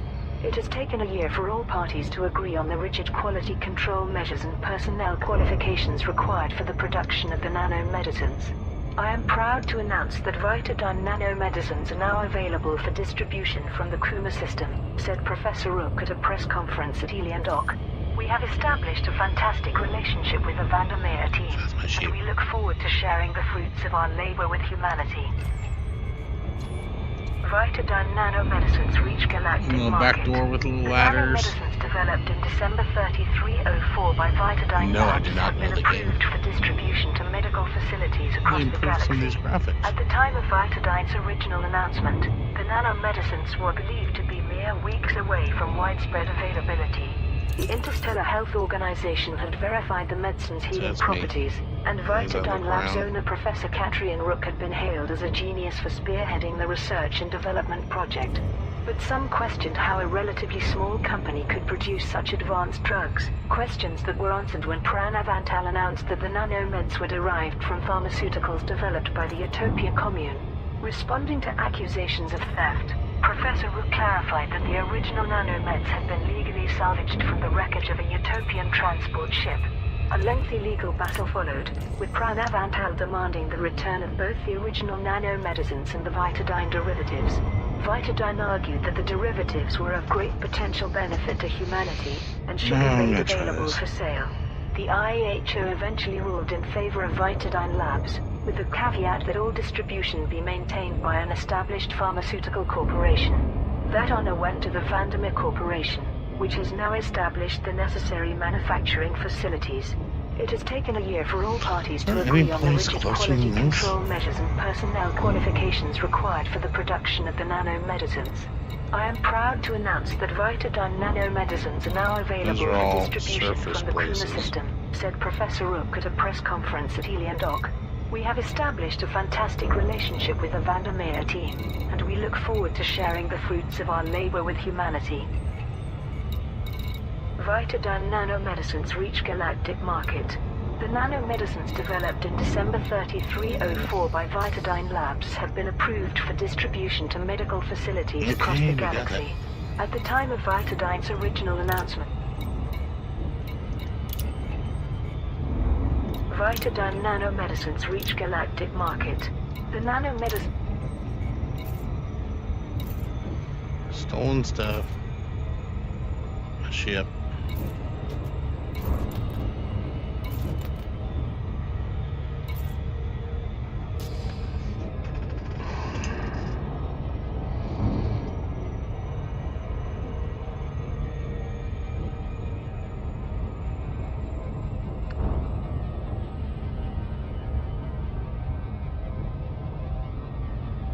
If you don't like horror games, I wouldn't recommend it. Oh, I like horror games. I like getting scared. It's fun.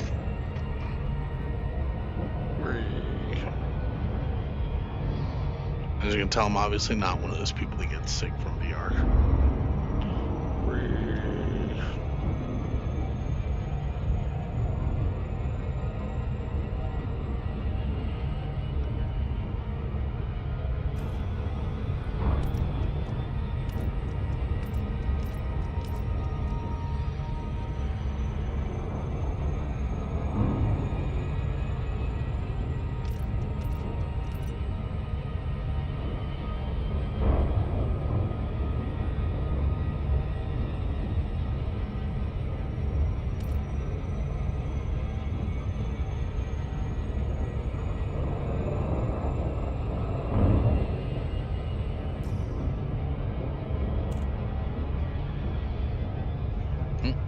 There's a signal source.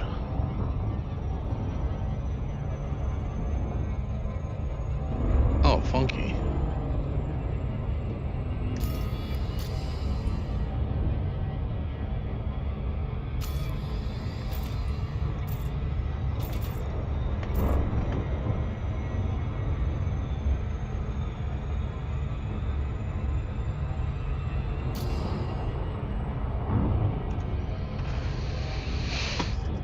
I'm inside my body. Oh, that's weird.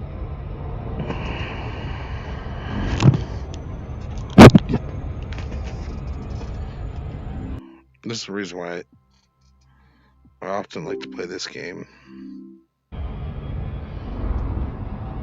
with music playing in my ears. So it's like Guardians of the Galaxy. Oh, I had an email, a message.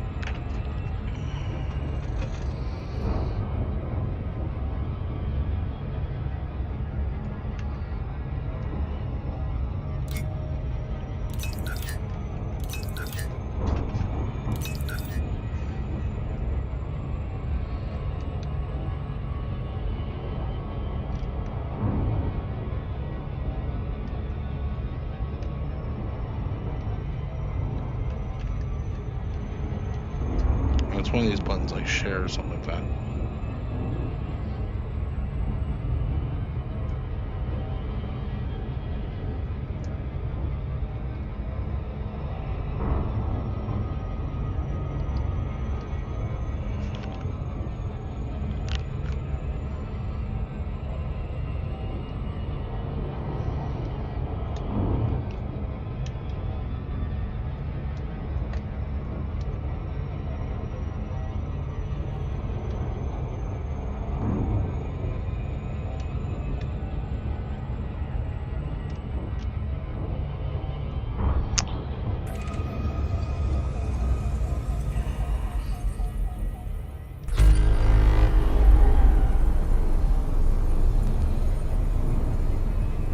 Ooh. What does that mean?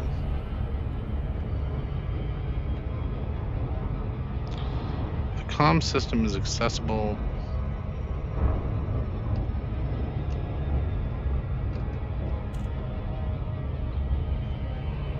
Where is the signal source?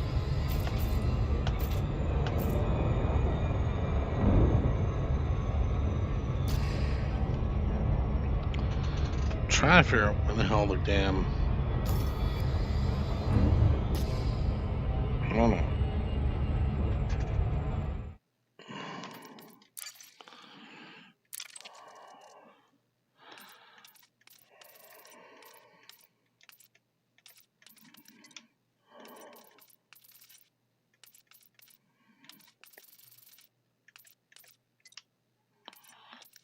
Comm switches in here.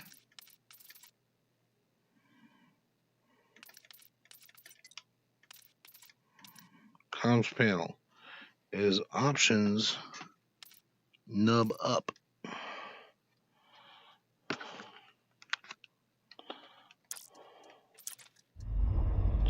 Okay, so options is this button. There it is. There we go.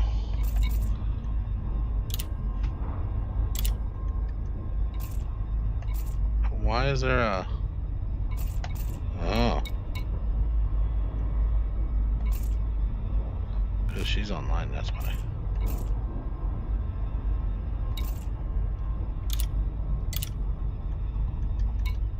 Okay.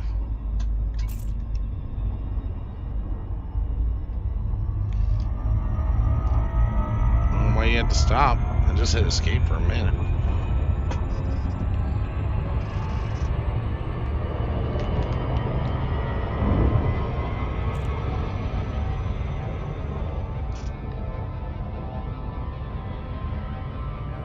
See, I can see your chat messages up there because I put a little window up on top.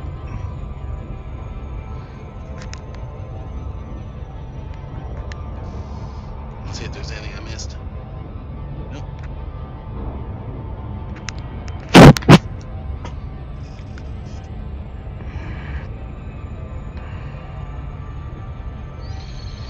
Yeah, so in a couple minutes you'll see me land inside that base. And that's the crazy cool looking part. And when I have friends come over and try it, that's the part that makes them go, whoa. Because as the station's moving, you have to rotate in and land.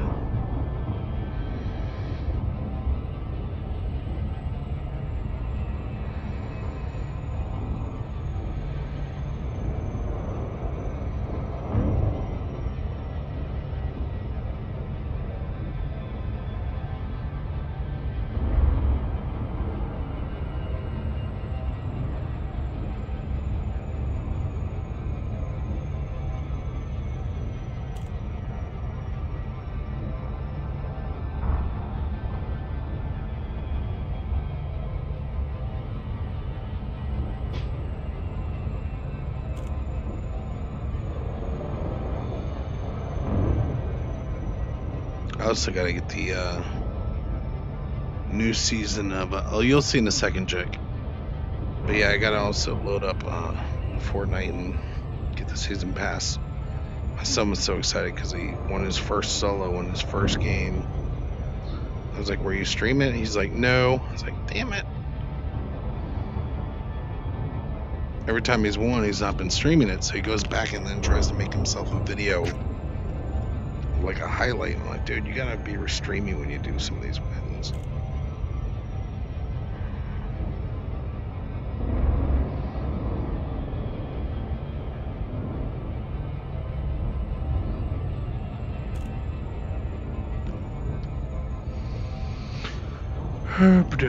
Come on.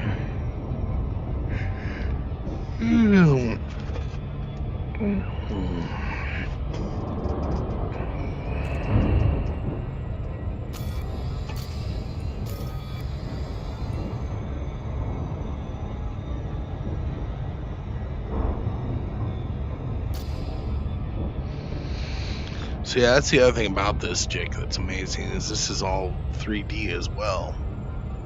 And having seen that maybe Half-Life Source said something about VR support, I'm gonna check that out, because Half-Life in VR, while will likely be very disorienting, it would be really cool too.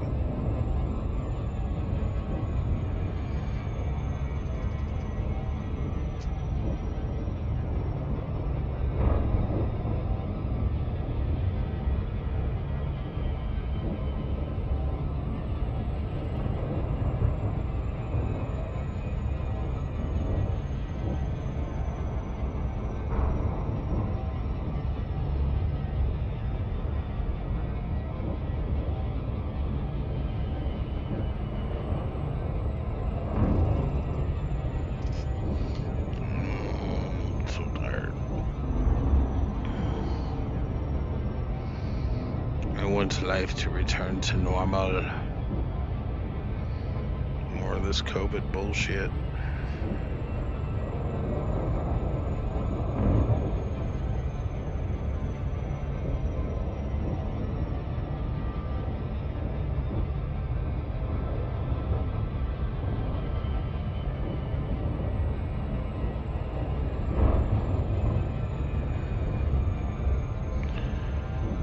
Comes some more stuff.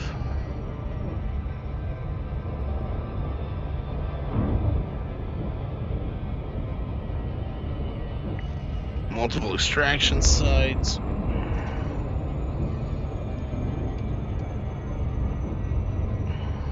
There's the ring of the orbit for CD1. And then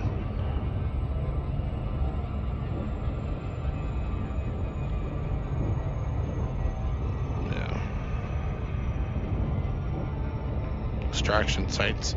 So if I had a scoop on the front of my ship that would like suck up and laser cut like asteroids and stuff, then I could collect materials for money. That could be a profession. So there's various extraction sites.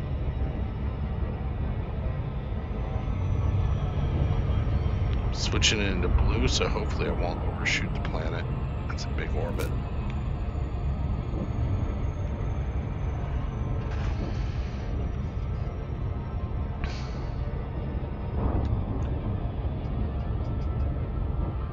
I'm in near DC.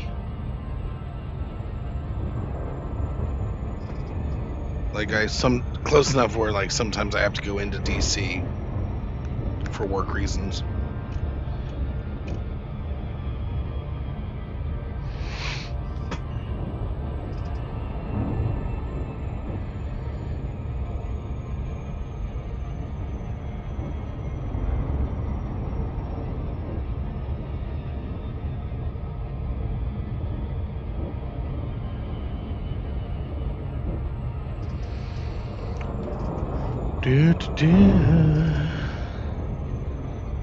Let's see if I can clear this bounty.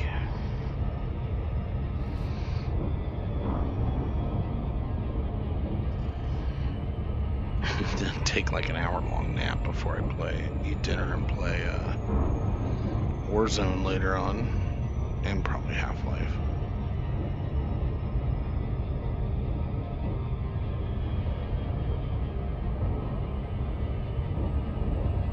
So as long as it's in blue, when I get closer, it'll slow down automatically. You can see my speed dropping down. But I'm very likely going to overshoot this planet.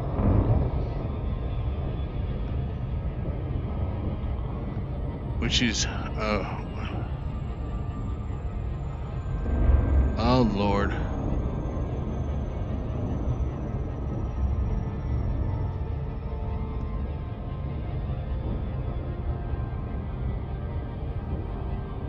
Yeah. Yeah.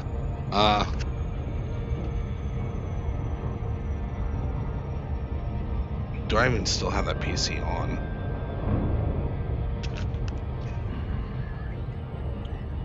Yeah, I do. Where is he? I hate when people do that.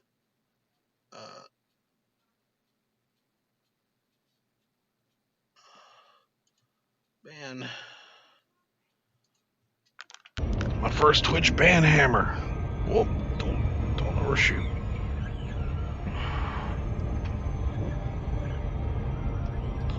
I'm gonna overshoot that son of a bitch. So watch. It's like, oh god, I'm gonna run into the station.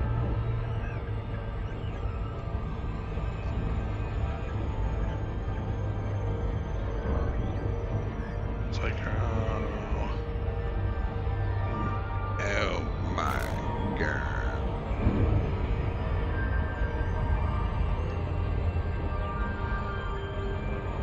It's on the backside of that planet. Holy shit, I may not overshoot it.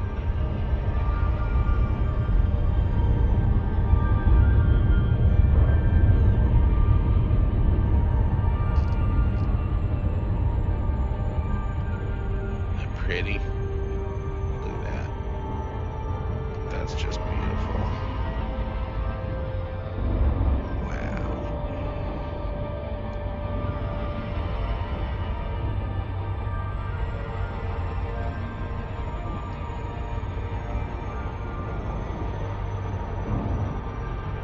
Gotta get away from the edge of this planet. So I'll start to go into orbit and it's what's slowing me down. Come on. Whee. Here we go. Now let's speed us back up.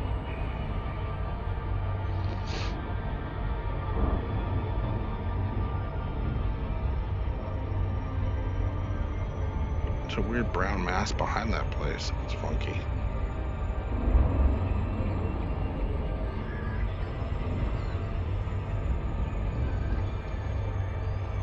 So I'm getting ready to hit the button to come out of speed. There it is. Boom. Oh my god, I didn't overshoot it. So once I'm within 7 kilometers, I can request docking. But Delacey, Mike Alpha, Romeo. Submit a docking request before attempting to land. so it's moving. And we're 7.5, so I come over here and say that one. Request docking. Now I'm coming in as anonymous because I'm an outlaw, but I'm hoping I can pay.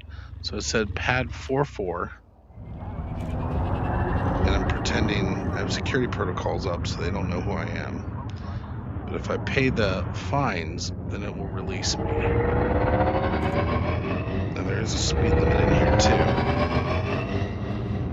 So you can see this whole base, or this whole station is rotating. Those are other ships trying to come in.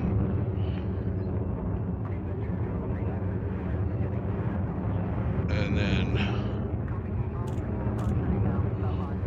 you actually have to look around objects sometimes. And I can choose which way to go, but I think I want to roll it around this way. And then rotate around that way. 5,000 meters. Speed limit. It's less than 100.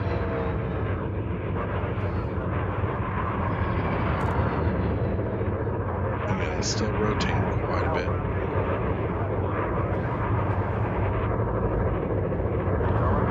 So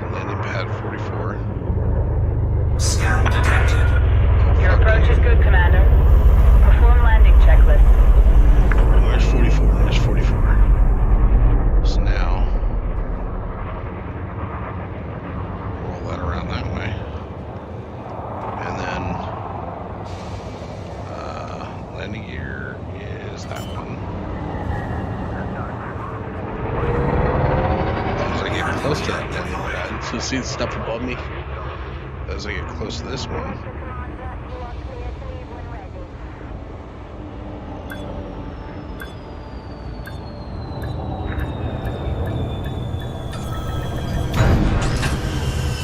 Bam, baby. Alright, so. Landing completed. Ground crew have been dispatched. Fuel.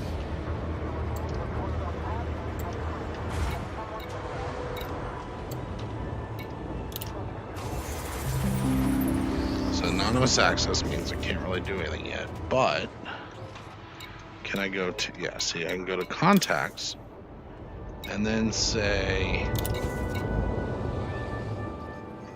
I'm sorry. I'm sorry. Uh-oh.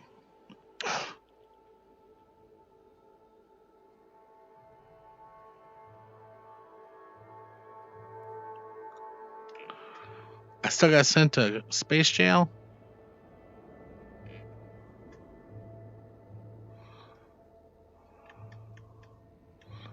Okay, yeah, I'm keeping my current ship on me. Okay, yeah. 0 charges for that.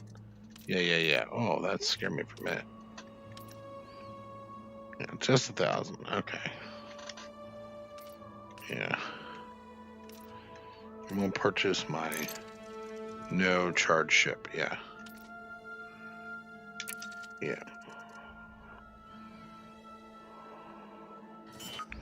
So I'm in jail. Repair my ship. Okay. That's interesting. Starport services.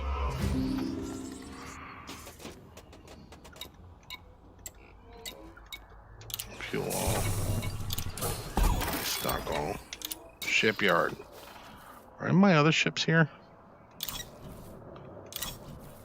No, these are the ones I could buy. Oh, I think that means my illegal cargo was taken too. See, these are my other ships. I have a Sidewinder. I have a Peterbilt because it's a hauler. And then I have a little kind of flying fighting thing. And it's a tiny little fighter, so I call him the Napoleon Complex. Let's see. But yeah, so that's this base game. And again, I'm in jail.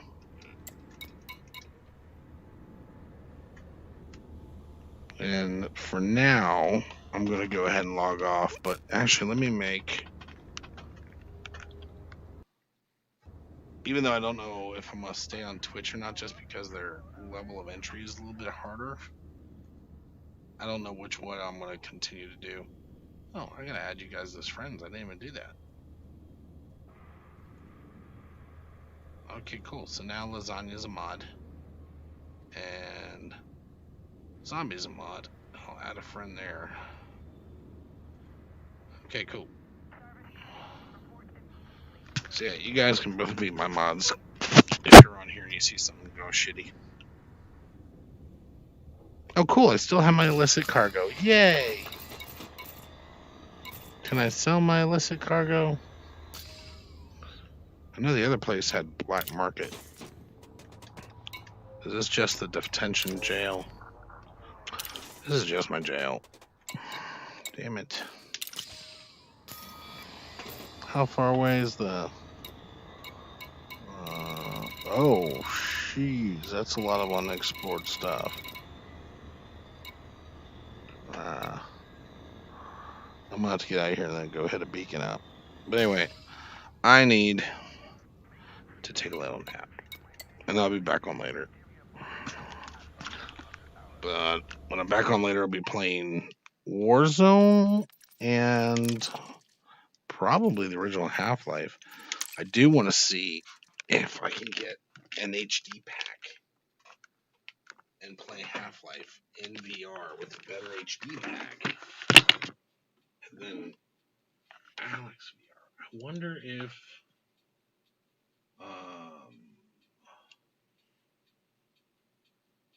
Spicy. Spicy. Yeah, so Half-Life 2. Let me see something. Does that have a VR mode?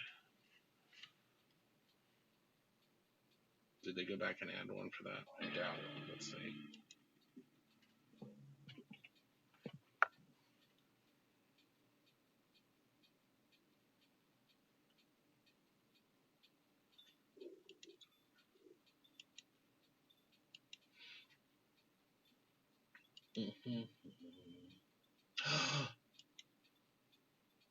Are you freaking kidding me?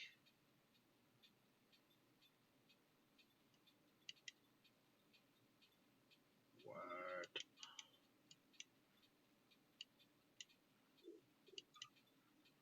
Well, I got the headset out. Let's just glance and see what we're looking at for later, right? Let's just see. Ooh. My OBS font got all screwed up. That's funny. What a sheet. There we go. Okay, so Half-Life source. Now,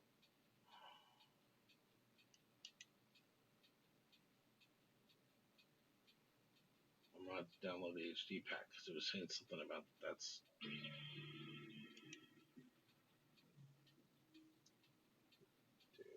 that would be really cool. Let's see.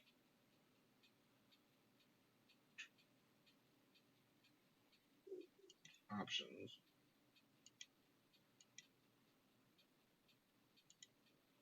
Enable gamepad, blah, blah, blah. Load HD if available.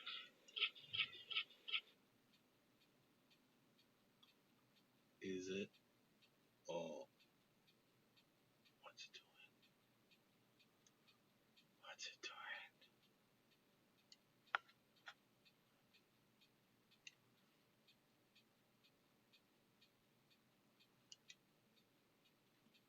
Oh my word. Oh my god.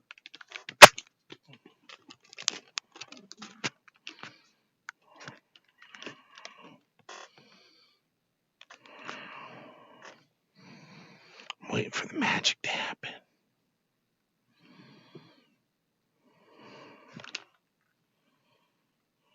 Spicy.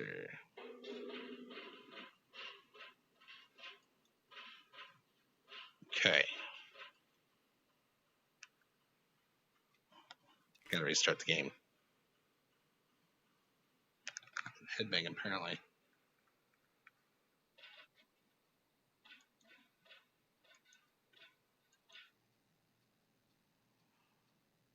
Yeah, no, it got choppy there. I was expecting it to. But now let's see.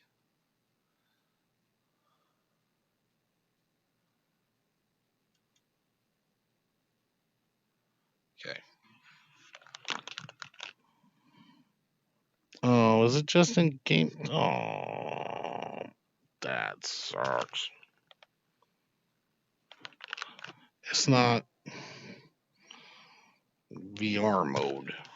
It's the, where's my reset view?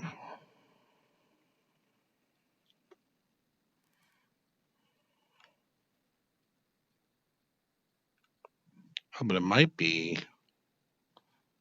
Oh, wait a minute. Activate virtual reality. Now, does that come out what you're seeing? Let me see.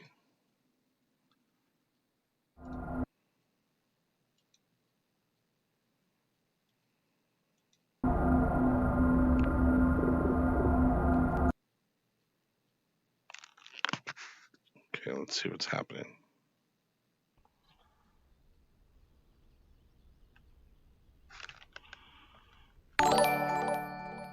Hey, Nathan. What's going on, man? So I'm trying to. Well, that's one thing with the weird thing. Ooh, there's birds. Okay.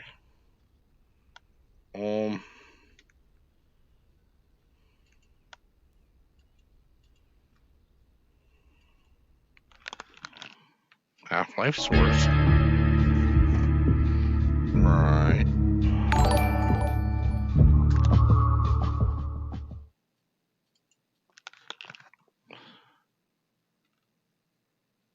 So we got this game here. Did I say activate virtual reality? Cancel.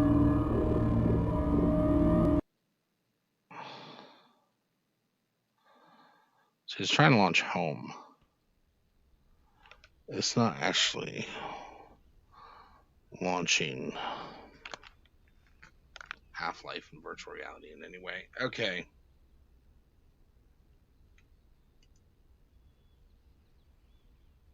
That's sad. I thought it was going to be like legit. Wait a minute, what's that? Oh no. Oh, I wonder. Hold on. It might be because oh wow. Gmod simulator. Weird.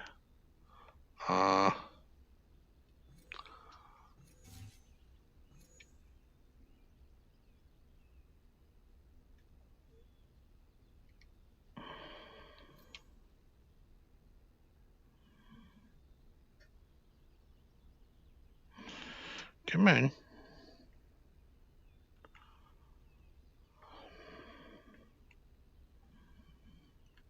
Come on. Okay, so that's resnaps. I don't need that. I need Half-Life.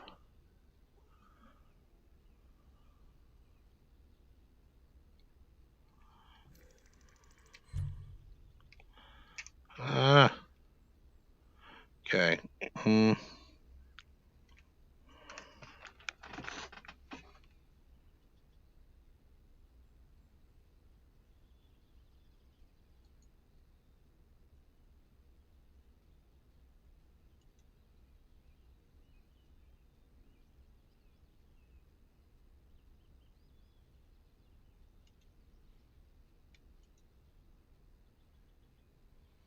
Alright. It does not look like. Man, my desktop selection's screwed up too.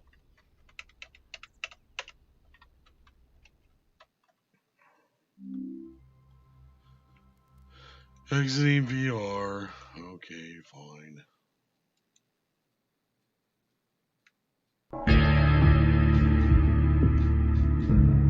Yeah.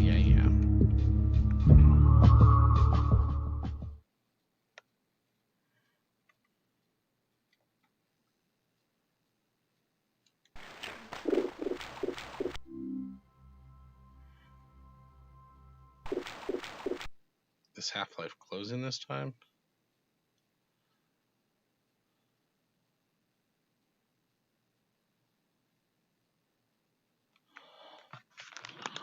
Did it or not? Did not seem to yet.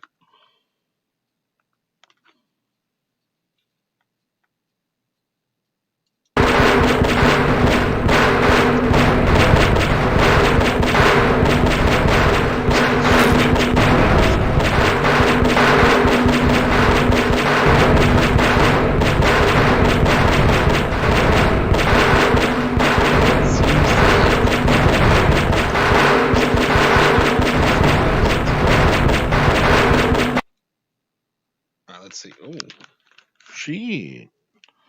Okay, so it's definitely.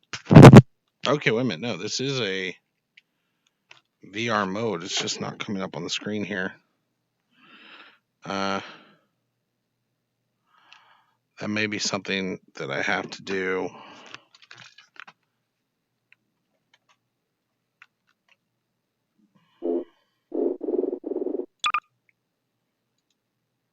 I have to close Steam completely. Close Oculus completely. Because that would be cool. It would be a completely new way to experience the game. If I can get it to work. So we're closing Steam. Now we're closing Oculus. We're letting it close. We're then opening Oculus. And we're opening Steam. Then we're going to launch Steam VR.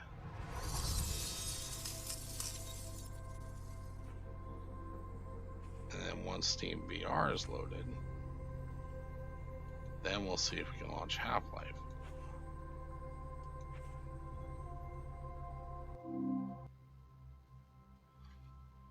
Cross fingers.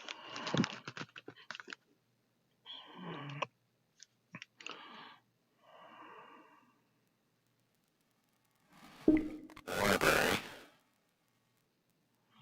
Browse all. Games. Let's see if I can find Half-Life within the menu in the game. Half-Life Source. So it looks like the first option that's only available is Play in Theater.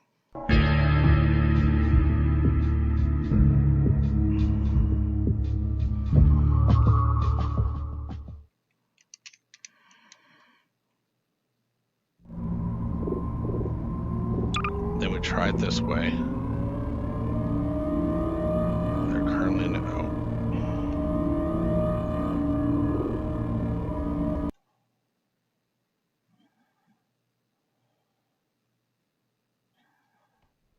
Let's try and load home.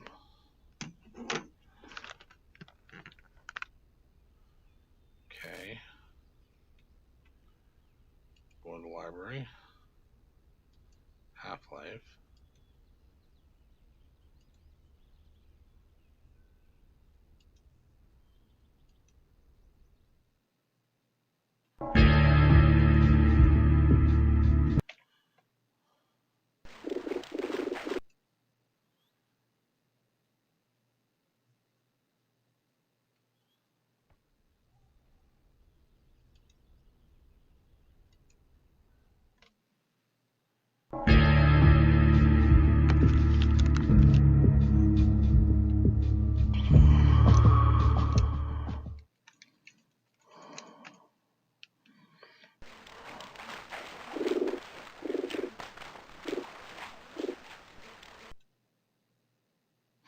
Damn, just hitting that crashes the damn thing.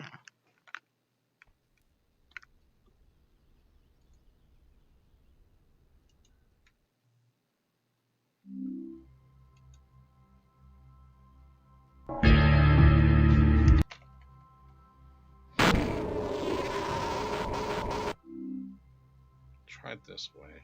I'm trying to launch it with Steam VR closed.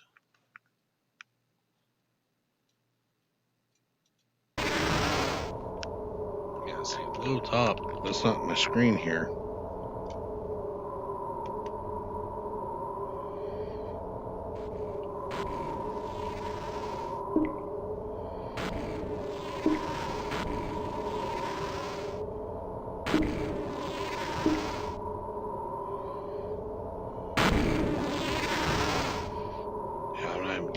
Half-Life 2 I get an option for. I don't get an option for Half-Life 1 in this list. It sucks as it looks like the options available.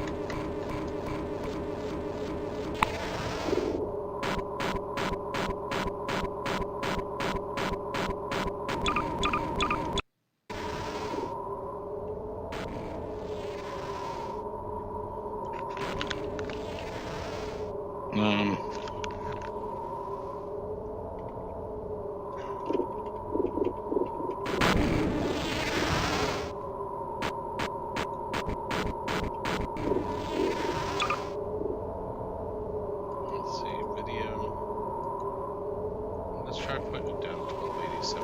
Maybe that's the reason why is it it's a choke low. Maybe. Let's try not enabling it like that. Close that. Let's do it at a lower definition. Maybe that was it. So give it one more try. If this doesn't work, then we'll just have to play it regular. It was just a very exciting concept to get VR.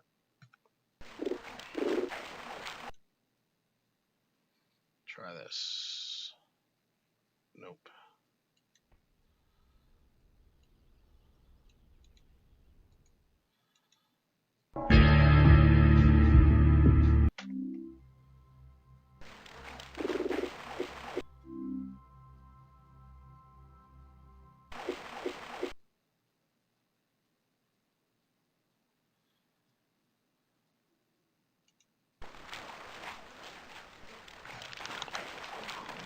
See, in here, I just get the Oculus Home.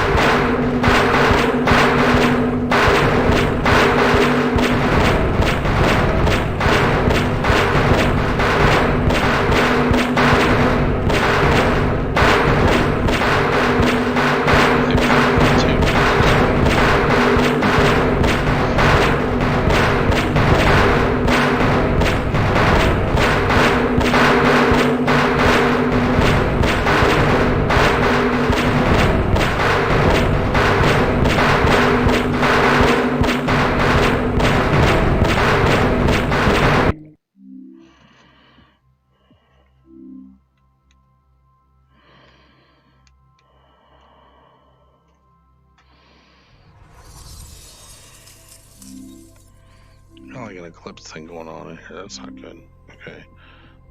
Steam VR. Let's try launching it from in here.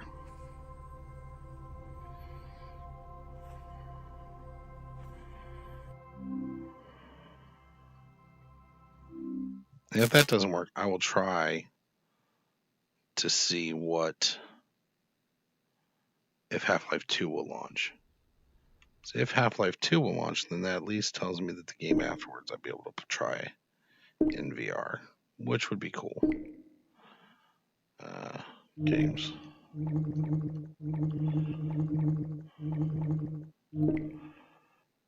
Try like old school H1Z1 in there too. That'd be fun.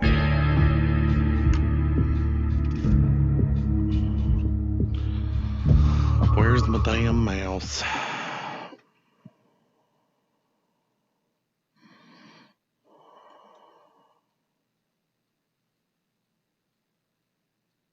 It's not a good sign.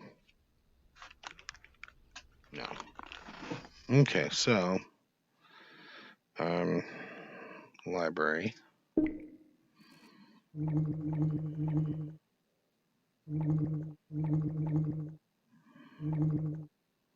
Where's Half-Life 2? What was that? Oh, Battlegrounds. Half-naked people. Oh yeah, and I also need to do Standout Battle Royale. Oh, and I need to play Star Trek Online. I haven't done that in ages.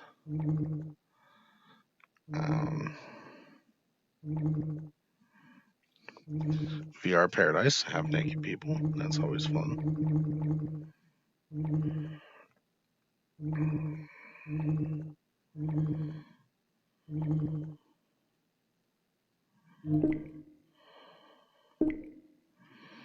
So we'll see if this one wants to convert over.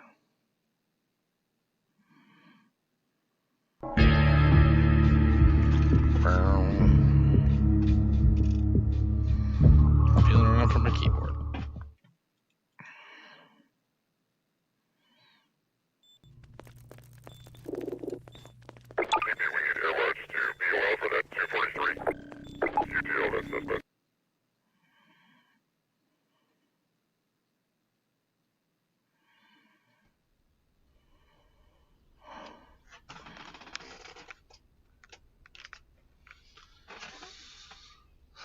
That used to be my old account.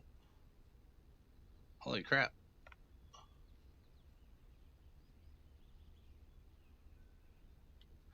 Yeah, it's gone a little bit funky. Hold on. Let's see. We're going to close the VR thing. We're going to launch this again. Put it here.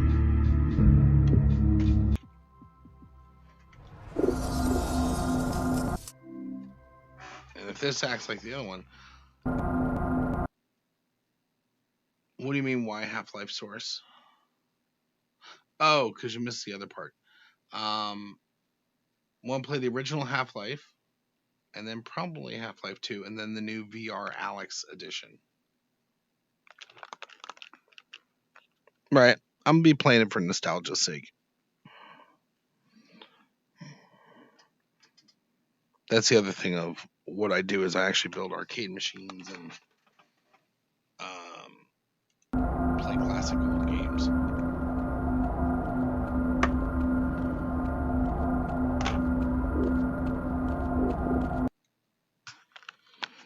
So that's what sucks is in here. So if this was Steam, I'm sure if this was a Steam headset, it'd be playing fine. Let me see, does my hand do anything? Is my stick control working for anything? No.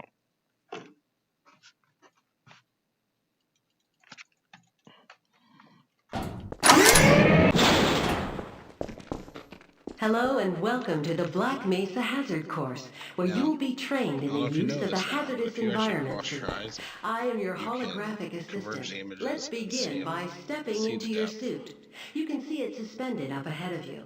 If You you see see some one of these so, buttons, press yeah, it's it, doing and the I will 3D. appear to demonstrate certain moves. It's just it's not going to work with the Oculus, I guess. Yeah, it's the black screen is because I don't have the display turned on. I was trying to see if I can get it to function before I was even going to worry about it. Well, crap. All right, so I will be back on later. We're going to play through in the next couple days and week or whatever. We're going to play through Half-Life Source. Now, Half-Life Alyx is supposed to be in the middle of Half-Life and Half-Life 2, so I guess maybe all I really have to do is play Half-Life 1 and then play Alyx. But yeah, I'm also going to. My nephew asked me to play Warzone with him later, so I'm gonna do that. And then probably before bed a little bit of Minecraft, so I might be on the server a little bit while Mr. Zombie and Lasagna. But yeah, so if we're ever streaming and you see some dude get out of line, you guys are now mods, so feel free to take care of it. But yeah, so we will see you guys later on tonight, and we'll go from there. So thanks again for watching, and we will talk to you guys soon.